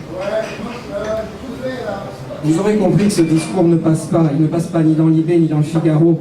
Mais c'est un discours que les électeurs comprennent parce qu'ils sont nombreux à penser cela. Aux Pays-Bas, ce discours a rassemblé 16% des voix. Il a fait élire 24 députés sur 150, dans une élection extrêmement fragmentée où il y avait 8 partis significatifs et beaucoup de petits partis. Je trouve donc proprement stupéfiant qu'une personnalité telle que Geert Wilders soit ostracisée de cette façon dans la presse, en France comme dans d'autres pays d'Europe. Si Geert Wilders était d'extrême droite, comme on le qualifie ici, systématiquement dans la presse, cela voudrait dire que l'extrême droite serait tout d'un coup devenue humaniste, philosémite, non raciste, je ne parle même pas d'antiracisme parce que ce mot a été galvaudé ici, et libérale. Eh bien écoutez, une extrême droite comme ça, je crois que c'est une extrême droite pour laquelle beaucoup de gens pourraient voter. Si une élection anticipée avait lieu aujourd'hui aux Pays-Bas, le Parti de la Liberté de Wilders aurait probablement 32 députés, ce qui en ferait la première force politique aux Pays-Bas, malgré l'ostracisme dont il fait l'objet dans son propre pays. Au Danemark, le Parti du Peuple, qui est sur un programme similaire, et qui n'a rien à voir bien sûr non plus avec l'extrême droite, est également la troisième force politique, avec 14% des voix et 25 sièges. En Suède, les démocrates, qu'on a assimilés à des fascistes ici, je vous le rappelle, mais qui sont également sur la même ligne, je vous rassure, qui ont un programme similaire. Ils viennent de rentrer dans le jeu avec près de 6% des voix et 20 sièges à Stockholm. Et ils sont en mesure de peser sur l'organisation de la coalition et de la configuration des résultats. En France, à cause du système de scrutin et de la complicité de la presse, l'UMP, vous en parliez, a pu jusqu'à présent dormir sur ses deux oreilles et ignorer ce que le peuple essayait de lui dire, de ses craintes par rapport à l'immigration islamique de peuplement. Même chose pour le moment au Royaume-Uni et en Allemagne, malgré les efforts de mon ami Statkevitz, qui essaye de fonder son propre parti, mais qui s'est fait virer de la CDU comme un malpropre, juste parce qu'il avait eu le tort d'inviter Wilders à Berlin, alors que Wilders est juste un élu d'un pays membre de la communauté européenne.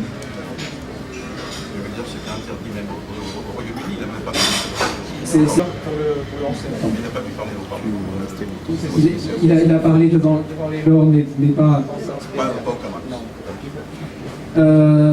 Bon, tout ça à cause du mode de scrutin, bien sûr, en France, en Allemagne, au Royaume-Uni, et puis bien sûr à cause de la complicité de la presse.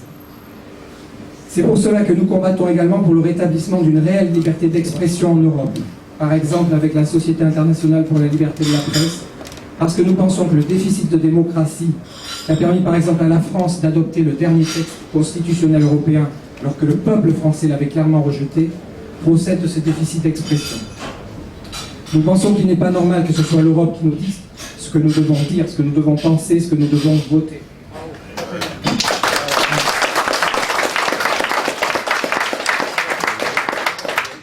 Et c'est un ancien européen qui vous le dit, européiste, pardon.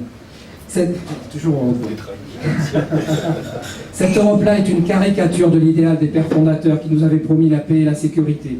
Grâce aux fonctionnaires de Bruxelles et de Strasbourg qui n'ont été élus par personne, nous sommes aujourd'hui à deux doigts de la guerre civile autour de la plupart de nos grandes villes, parce que l'immigration islamique de peuplement a été imposée à tous, sans jamais que les peuples n'aient été consultés.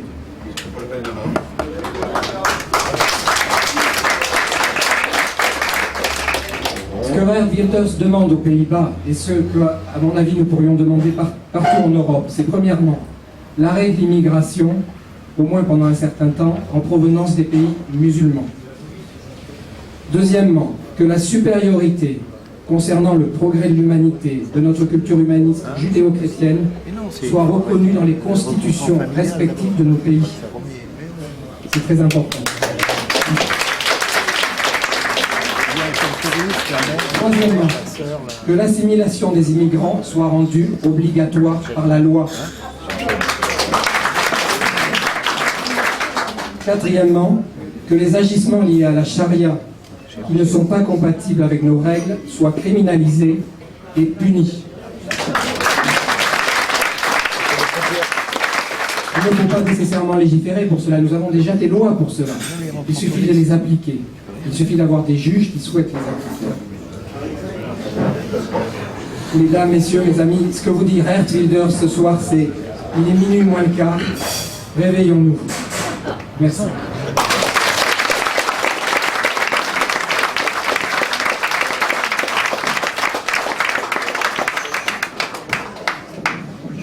Oui, bonsoir.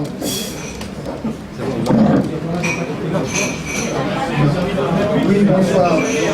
Je crois que nos ennemis, nous les connaissons. Nous venons de les décrire et je me permettrai de citer Lénine. La question, c'est que faire? Donc le Lénine de 1916, avant la Révolution.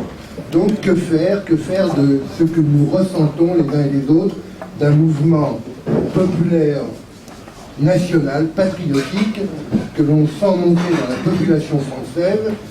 Je crois qu'il est, bon, il importe peu maintenant de décrire l'islam, de décrire le Coran, de décrire la charia, etc. Ceux qui sont ici savent ce qu'il en est, sinon ils ne seraient pas ici. Par contre, comment allons-nous faire pour convaincre ces centaines de milliers de Français qui sont comme nous, qui pensent comme nous? Moi, je me considère réactionnaire, de droite, conservateur, patriote. Je n'en ai pas honte, et tout est fait pour que nous en ayons honte. Tout est fait par la gauche, ça c'est pas tellement étonnant. Tout est fait maintenant par la presse, même celle qui appartient à M. Dassault. Tout est fait désormais par le gouvernement. Donc il y a maintenant un vrai problème entre, d'un côté, le peuple français, de l'autre côté, ses gouvernants, et entre les deux, la majorité des musulmans qui penchent du côté des gouvernants. C'était encore plus simple d'ailleurs lors du précédent président, qui était plus proche. N'oubliez pas que lorsque Chirac a été élu en 1995, il y avait plus de drapeaux marocains et algériens devant la tribune que de drapeaux français. Et ça s'est passé, ce qui se passe d'ailleurs avec M. Fulpin. Donc la question c'est que faire? Que faire aujourd'hui? Comment allons-nous faire quelque chose de ce qui nous réunit et non pas une réunion supplémentaire où nous nous lamentons sur les efforts des uns et des autres? Je crois qu'il y a là maintenant place pour un mouvement populaire, que nous pouvons le faire, que l'UMP soit d'accord ou non, peu importe.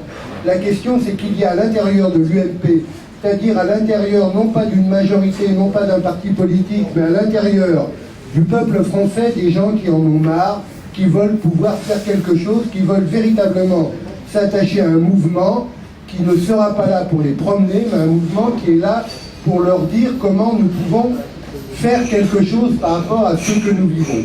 Je crois, contrairement à ce qu'il y a eu un livre qui était tout à fait un livre ancien de Michel Tribala et Jeanne-Hélène Kaltenbach, L'islam est insoluble dans la République, où c'est comme ça qu'elles ont été virées d'ailleurs du Haut Conseil de l'intégration, où elles disaient que non, l'islam n'était pas soluble dans la République. Je crois qu'il n'est pas soluble dans la République, qu'à un moment nous allons devoir dire aux gens, choisissez, c'est l'islam ou la France. Et je crois que nous avons intérêt à être sur cette position qui n'est pas une position extrémiste, qui est une position normale de Français respectueux de la loi, de Français qui souhaitent que leur pays aille de l'avant, que nous sommes sur cette position et qu'à partir de là nous pouvons créer un mouvement. L'histoire de la gauche et de la droite, c'est l'histoire du partage de la plus-value. On verra après. C'est une question qui se posera un de ces jours. Je ne sais pas quand elle s'est posée, on l'a résolue d'ailleurs de différentes façons. Mais l'histoire justement de la droite et de la gauche, la plus-value, ce n'est pas le partage social avec plus pour les uns et rien pour les autres. Il vaut mieux maintenant être apparemment sans ressources et étranger qu'être français et être pauvre. Ça n'est plus possible. Voilà.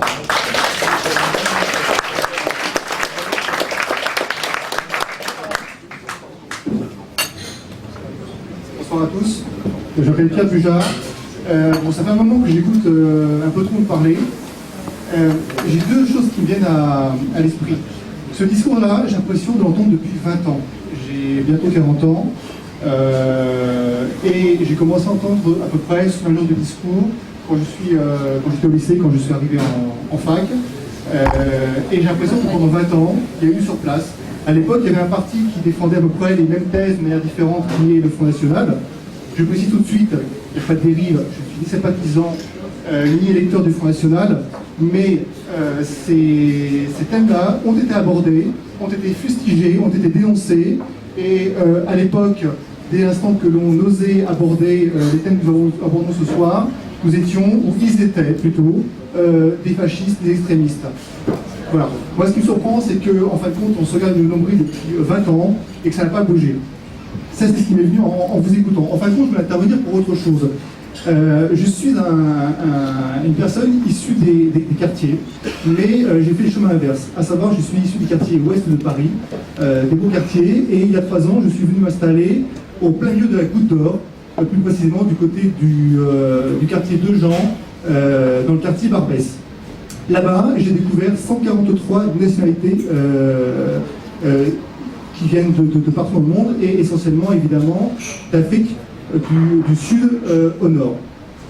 Et je voudrais vous inviter à faire un tour dans le quartier Barbès pour découvrir la réalité au quotidien de la vie d'un Parisien dans ce quartier, qui est devenu une véritable zone de non-droit. À savoir que tous les vendredis, la plupart des rues autour de la Goutte d'Or et de Jean sont verrouillées pour que les musulmans puissent faire leurs prières. Chose surprenante, c'est qu'à chaque bout de chacune de ces rues, vous avez des véhicules de la préfecture de police qui sont là pour empêcher les véhicules de passer et empêcher éventuellement les badauds de passer à pied. Les commerçants sont obligés de fermer leur boutique le temps que dure la prière. Il faut dire que ça commence vers 1h30, 2h de l'après-midi, le temps qu'ils installent leur tapis par terre, c'est un clou, et puis ça se termine vers 4h, 5h de l'après-midi. Si par malheur, vous osez passer à pied et marcher derrière vous sur le tapis, vous vous faites insulter, limite taper dessus. La police ne bougera pas. J'ai fait du testing, ça fait 3 ans que je suis sur place, j'ai fait du testing. J'appelle le commissariat, pas de réponse. Parfois vous tombez sur un flic sympa qui vous dit en aparté, bien sûr pas au téléphone, qu'ils ont des instructions, que le commissaire leur demande de ne rien faire, que le commissaire lui-même a des instructions du préfet. Il y a un accord tacite, il n'y a absolument aucun arrêté municipal, il y a un accord tacite pour que ces gens puissent pratiquer leur culte et occuper la voie publique. Quand vous interrogez la mairie, même son de cloche, quand vous interrogez la mairie, c'est la faute de la préfecture. Nous avons un maire là-bas que tout le monde connaît bien ici, qui s'appelle Daniel Vaillant. Daniel Vaillant est tristement connu. Oui, vous pouvez le huer. Daniel Vaillant, qui est effectivement maire du 18e, mais qui n'habite pas le 18e, qu'on ne voit absolument jamais. Quand vous interrogez la préfecture, quand ils veulent vous répondre, c'est de la responsabilité de la mairie. En fin de compte, ça fait des années que ça dure, et que le 18e arrondissement n'est plus un quartier parisien, c'est un quartier qui est en dehors de la France.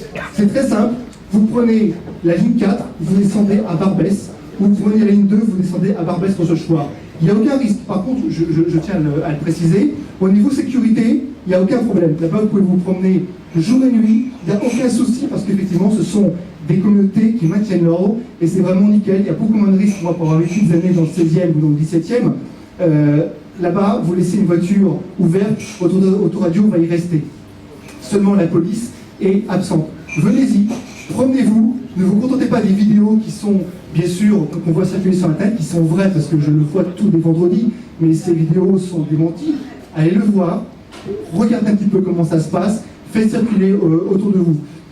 Je pense que la meilleure façon de combattre ce problème d'immigration, c'est de montrer à l'ensemble des autres Français ce qui se passe réellement. Ce qui se passe réellement, c'est le 18e. C'est également, je ne sais pas, pour ceux qui prennent un peu le métro, je suis encore un peu maso, je prends le métro tous les jours.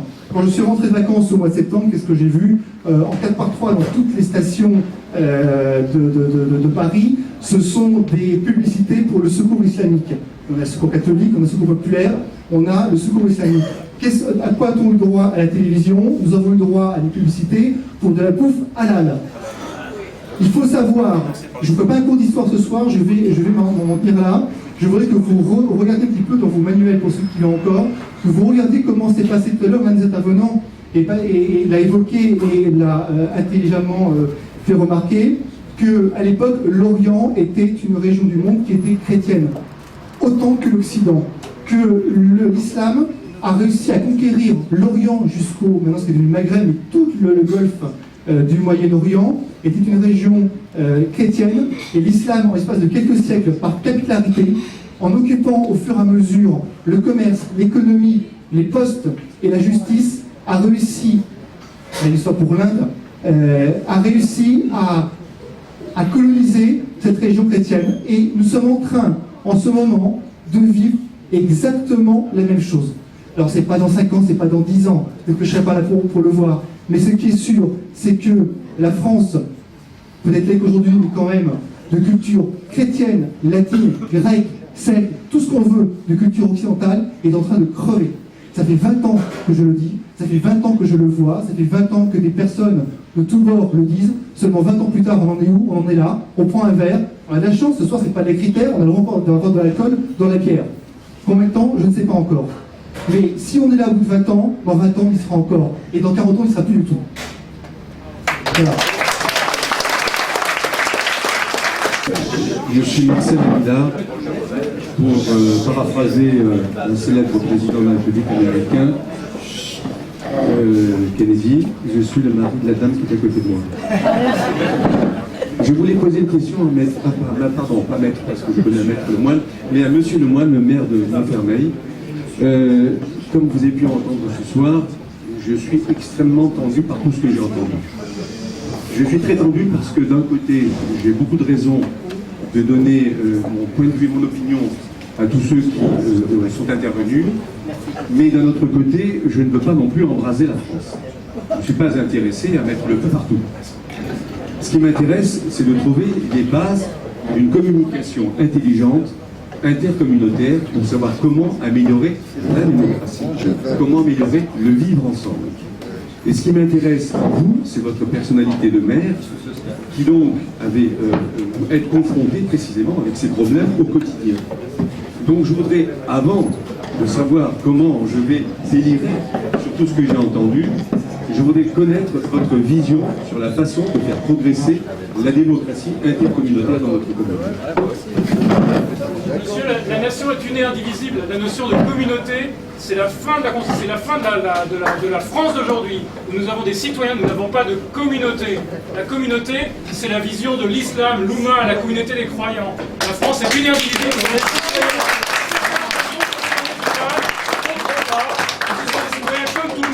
Cette notion de relation entre les communautés, c'est la fin de la notion de la République telle qu'on la vit aujourd'hui. C'est insupportable, il faut arrêter d'utiliser la notion de communauté.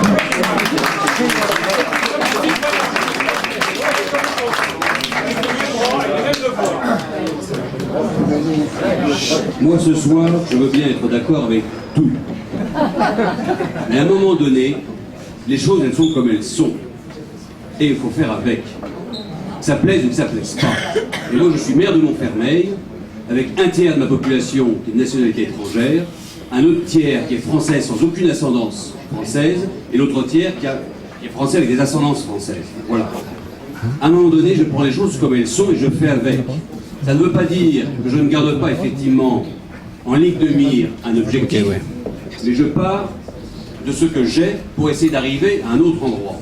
Les communautés, elles existent.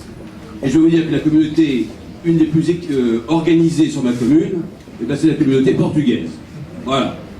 Bon, et après c'est la turque. Et ensuite, bon. Donc c'est pas forcément les communautés qu'on croit qui sont les plus organisées. Et voilà. Alors, je vais répondre à votre question. Mais juste avant, je crois qu'on reste des Gaulois.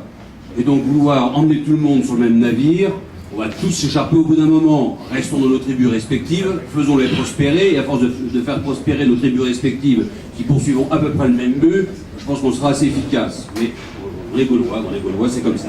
César l'avait déjà dit, et ça n'a pas beaucoup changé.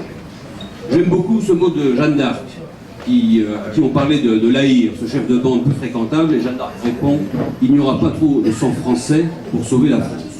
Donc, voilà, travaillons avec toutes les personnes de bonne volonté.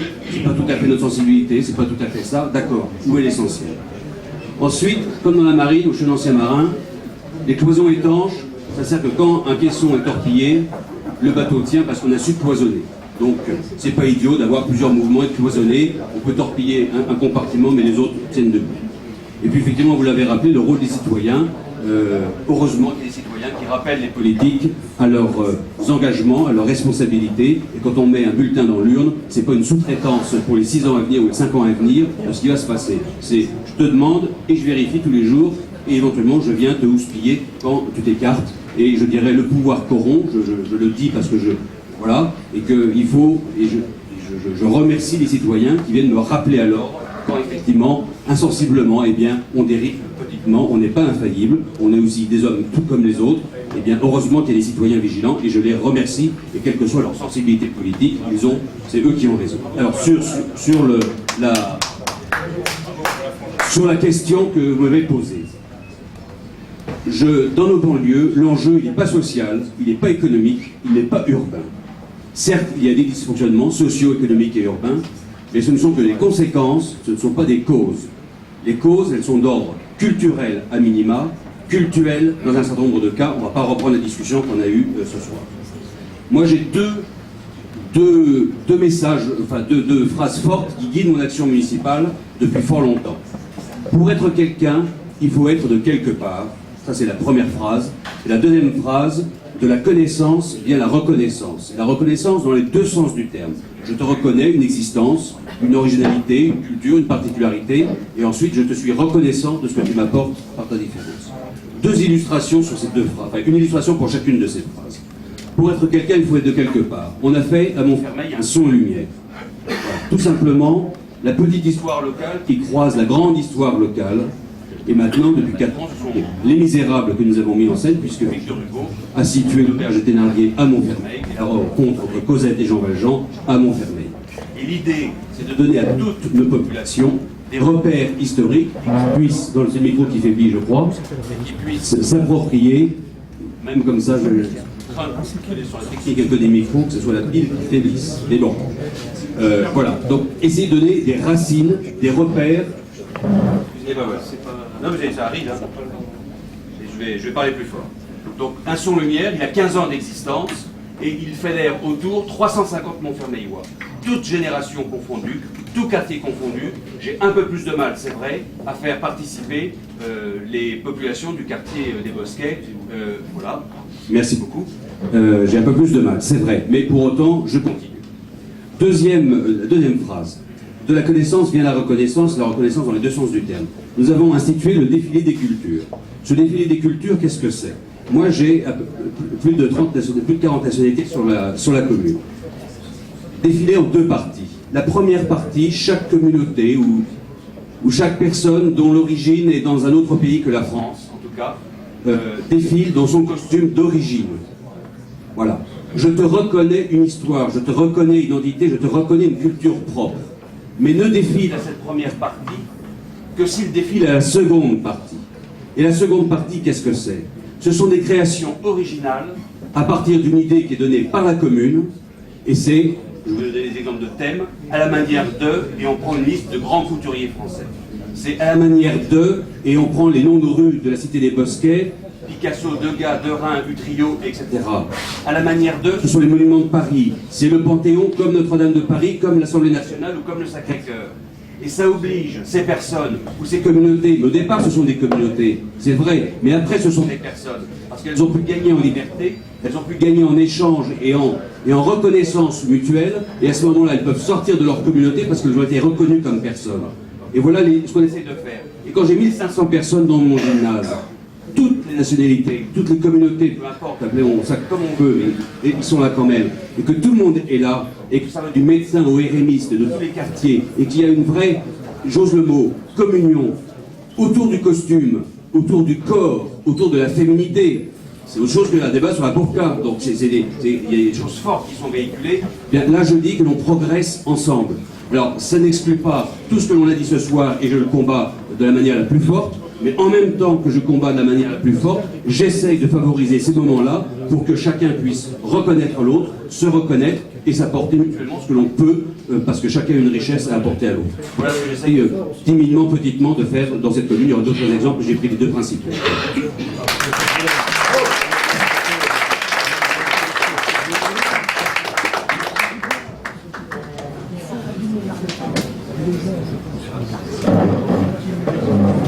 je passe la parole à un fois à notre parole.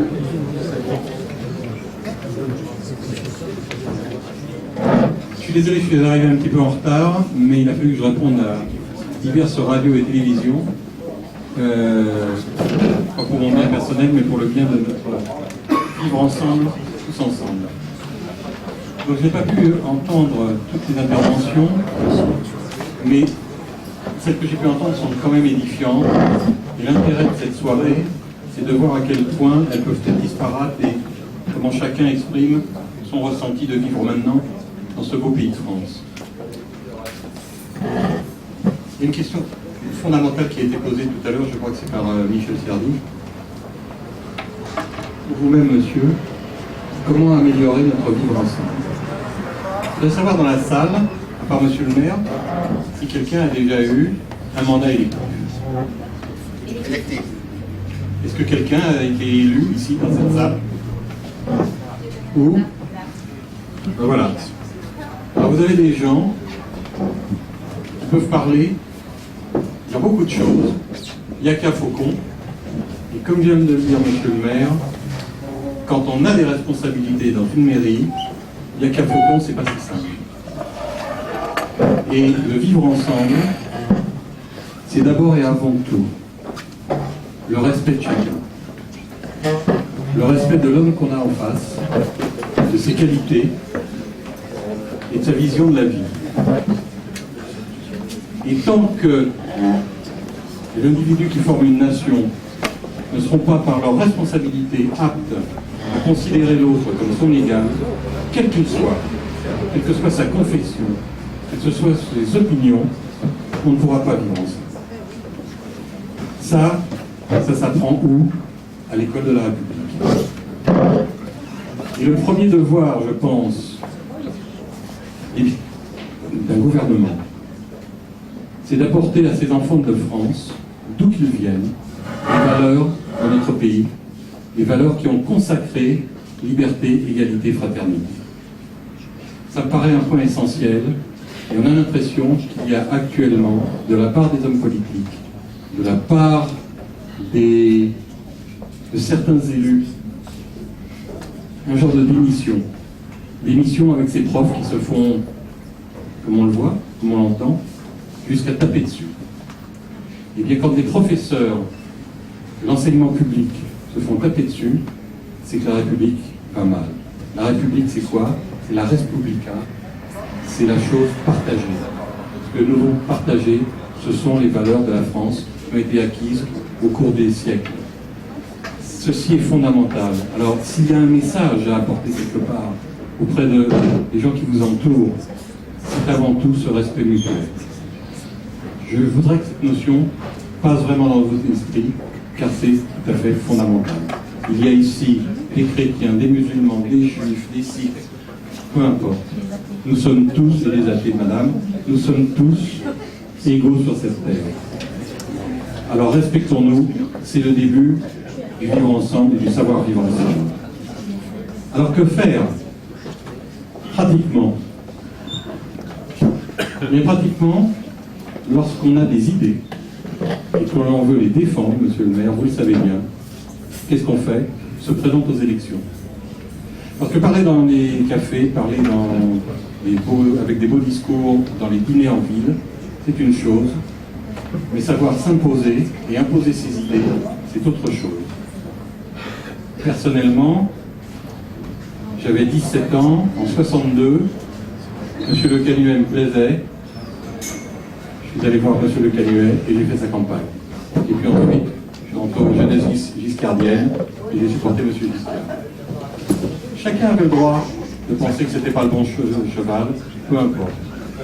Et puis après, j'ai été voir un autre homme, dans cette continuité, qui s'appelait François Léotard.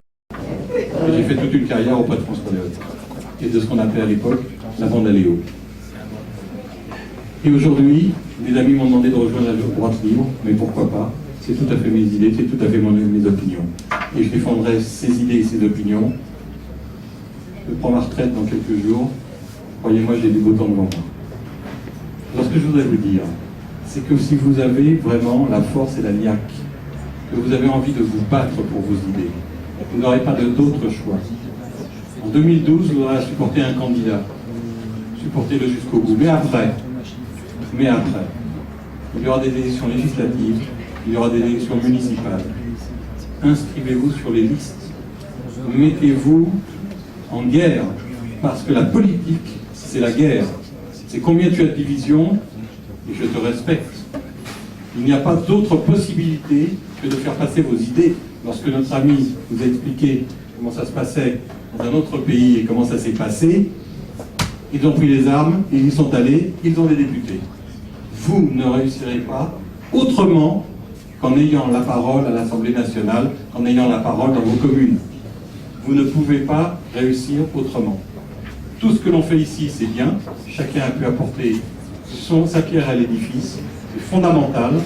Ça fait remonter du peuple des idées. Toutes ne sont pas sur le même chemin, vous l'avez entendu. Mais sachez une chose, si vous voulez vous imposer, si vous voulez imposer les idées que vous avez, les idées de la France, les valeurs de la France, vous n'aurez pas d'autre possibilité que de combattre politiquement.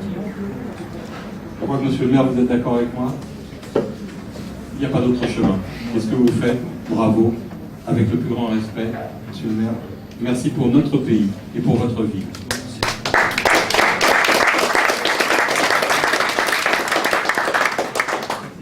Alors après ce que je viens de vous dire, jeunes et moins jeunes, ceux qui veulent être aidés dans leur commune, ceux qui veulent combattre pour imposer leurs idées, rapprochez-vous des élus locaux actuels. Allez les voir, parlez avec eux et dites-leur, prochaines élections, voilà mes idées, est-ce que vous êtes d'accord avec moi? Vous êtes d'accord, on fait ensemble, vous n'êtes pas d'accord, je vous combattrai. Et je prendrai les armes. Et je gagnerai. Parce que mon opinion est la meilleure, parce que je défends quoi? La France et ses valeurs. Écoutez bien ce que je vais dire. N'hésitez pas à aller voir vos élus. Ne restez pas dans vos dîners tout simplement à bavarder. Ça c'est zéro. On se satisfait, on s'auto-satisfait. Allez voir vos élus. Et dites-leur, on travaille ensemble. Est-ce que vous êtes d'accord avec mes idées? Oui, on est d'accord, on fait équipe ensemble. Non, on n'est pas d'accord. Je ferai une liste contre vous. C'est le seul moyen de vous imposer. Tout le reste, permettez-moi de vous dire, chers amis, pour avoir été élu 25 ans de la ville de Paris, c'est du pipeau. Voilà ce que je tenais à vous dire. La droite libre sera à vos côtés. Si vous avez besoin qu'on vienne vous aider, pour vous dire comment on fait, une campagne, c'est difficile, c'est fastidieux, ça coûte de l'argent, ça n'est pas simple, c'est vraiment une abnégation totale. Donc, où que vous soyez en France, n'hésitez pas, la droite libre, si vous partagez nos idées, humanistes, fortes, françaises, au plus haut point, n'hésitez pas, nous viendrons vous épauler. Mon cher, je vois que tu veux le micro, j'étais peut-être un petit peu long, mais bien ami, nous avons fait des guerres ensemble, croyez-moi, c'est sympathique en plus, ça forge l'amitié, et après elle est indélébile. Alors vous êtes des Français, aidez la France, imposez-vous, imposez vos idées, présentez-vous. Encore deux derniers intervenants parce que c'est tard et qu'on a une vie après la politique. Je vais passer la parole à Radou. Où est Radou? Ah voilà, qui fait partie du bureau de la droite libre. Merci Philippe. Bonsoir, je m'appelle Radou Stoenescu, alors certains ont peut-être déjà lu ce riposte laïque en l'occurrence, pardon monsieur. On peut être chrétien et faire un riposte laïque, c'est mon cas. Donc je suis d'ailleurs philosophe, je voulais répondre, où sont les philosophes? Ils sont un peu là. Donc ce que je voulais dire, tout d'abord, première chose, par rapport à l'aggiornamento de l'islam, alors ça, monsieur, il a été déjà fait. Ce sont les wahhabites qui l'ont fait. Le wahhabisme est l'aggiornamento de l'islam. C'est ça, l'aggiornamento de l'islam, c'est le retour aux sources, c'est le wahhabisme. Donc ne mettez aucun espoir dans une quelconque réforme de l'islam. Ce n'est pas possible, malheureusement. Je vous dis ça, malheureusement, au bout d'un certain nombre d'années d'études de l'islam, et je vous dirais à madame l'islam, il n'y a pas d'islam de France, il n'y a pas de catholicisme de Bretagne, c'est-à-dire que... Donc c'est pas... on écoutera toujours, comme le dit Tariq Ramadan, on écoutera beaucoup plus les sources autorisées, c'est-à-dire l'Arabie Saoudite, que l'imam de Drancy, c'est certain.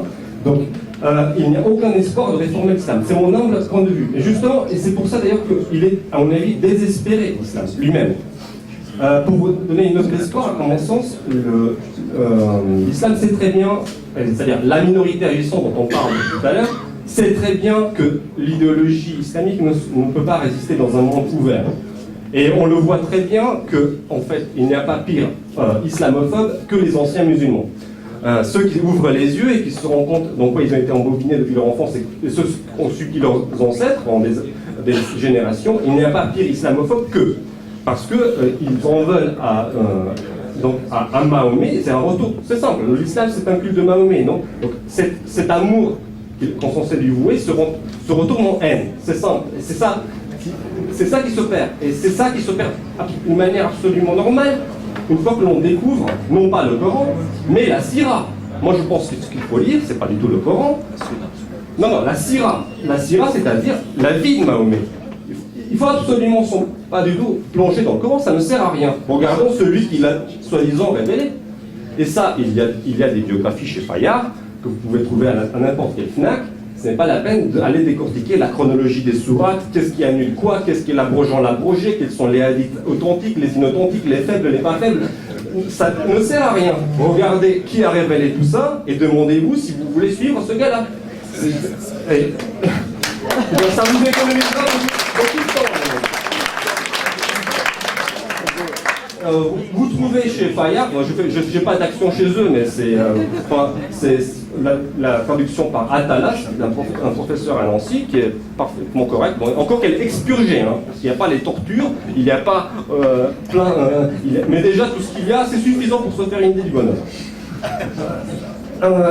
Et ensuite, donc je pense que je voudrais donner une autre espoir. Je pense que l'islam est désespéré. Et c'est une course de vitesse entre lui et le monde ouvert. Parce que la minorité agissante sait très bien que les musulmans, une fois qu'ils auront accès véritablement aux sources, ils se rendent compte qui était ce Mahomet que nous sommes censés adorer. Et ils ont un cœur comme nous. Moi je pense que les musulmans sont des êtres humains auxquels, de manière chrétienne, Dieu parle dans leur cœur, le vrai Dieu, et donc ils savent très bien juger par eux-mêmes, et la loi morale est inscrite dans leur cœur. Et à partir de là, et on le voit très bien, notamment avec le travail de l'évêque Boutros en Égypte, si vous connaissez ce travail-là, d'évangélisation, en tout cas de travail sur l'islam qu'il fait à travers une chaîne américaine.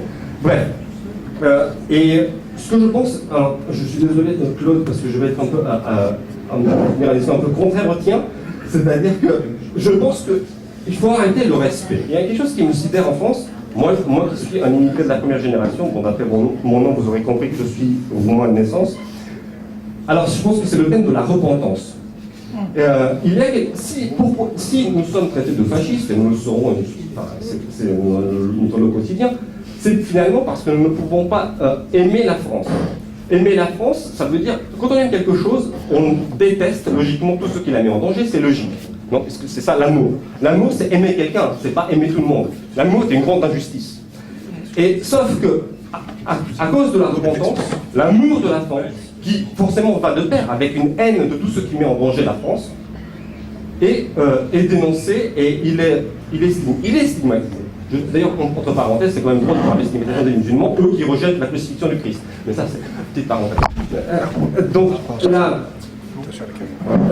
et je pense que nous sommes sous un régime culturel fasciste. Parce que quand on parle de culpabilité collective, quand on dit que le peuple français est coupable de la colonisation, de l'esclavage, etc., que nous serions coupables de tout cela, nous sommes en train d'appliquer un principe fasciste. Il n'y a pas de culpabilité collective dans la société. La culpabilité, la responsabilité sont individuelles. Ceux qui parlent de culpabilité collective sont en train d'appliquer un principe fasciste. C'est cela qui nous empêche de parler. Et c'est cela qui domine les médias et le monde politique. Cette impression que l'affirmation de soi est fasciste.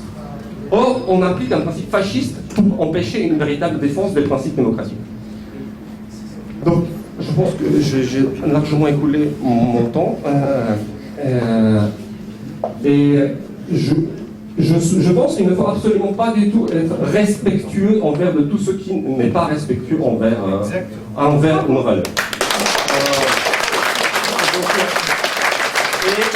Et vous pensez que nous sommes dans une guerre. Il faut même dire le mot, c'est ça. C'est pas du tout une histoire de on va recoudre le tissu social. Je veux dire, c'est quoi? On va pas rafistoler un hypothétique tissu social entre des communautés. C'est une guerre déclarée ouverte depuis 1400 ans. Je veux dire, moi, ok, je suis roumain de naissance, et je peux vous en raconter des belles sur la domination turque à l'est de l'Europe. Et bon, et pour la France des rois, excusez-moi monsieur, c'est eux qui ont filé un grand coup de main au sultan lors de l'invasion de Vienne. Donc, ça fait petit pic en passant, j'ai pas pu m'empêcher. Donc, le rôle des rois de France vis-à-vis de la sublime porte, comme on disait, qui prenait en esclavage les enfants blancs de l'Est de l'Europe, on l'oublie trop souvent. Donc, nous sommes dans une guerre, et je pense que la vérité vaincra. On doit en rester à la vérité. Et la vérité, on doit la dire crûment. Et c'est ce qu'a fait la victoire de Geert Wilders. C'est qu'il a été intransigeant sur les fondements. Il n'a pas fait de quartier. Parce qu'il a raison. Il ne faut pas faire de quartier. Ils ne font pas de quartier en face. Vous avez vu la vidéo de Limoges? Quelqu'un qui a tapé dans le code civil et qui a voulu presque le brûler. Ils avaient les bidons d'essence avec eux, là. Comment ça on est dans une guerre civile, presque une guerre civile en fait. Ils ne l'ont pas déclaré, ils ne déclarent pas le djihad parce qu'ils savent qu'il peut s'implanter et qu'on les laisse faire. Au nom justement de notre négation, c'est plus de la récompense. Ils nous demandent de nous renier. On nous demande de nous renier pour payer des crimes que nous n'avons pas fait. Écoutez, nous n'avons pas fait les crimes de nos parents et ensuite. Pour autant que c'était des crimes, mais nous n'avons pas à nous repentir pour ce que nous n'avons pas fait, mais sûrement nous aurons à nous repentir pour ce que nous ne faisons pas maintenant.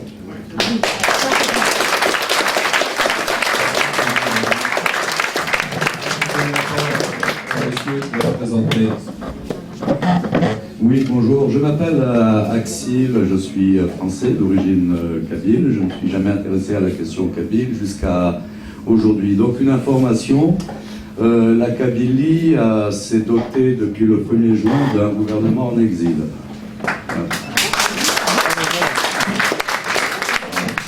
Voilà, j'entends une dame ici qui pose la question à son voisin, est-ce que tu le savais? Non, ça a fait l'objet d'un silence médiatique assourdissant.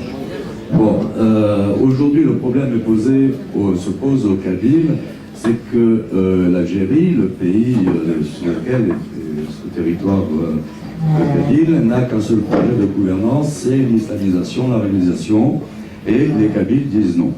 Hein, le Kabyle, il est laïque par essence. Donc c'est quelque chose sur lequel nous ne revenons pas. Je voulais juste porter à la connaissance des uns et des autres un élément qui me semble occulté du débat sur les communautés, etc. Je rejoins tout à fait le monsieur qui disait que les communautés, c'est pas quelque chose de français. On reproche à la France son racisme vis-à-vis de communautés qui seraient issues d'un autre culte et autres.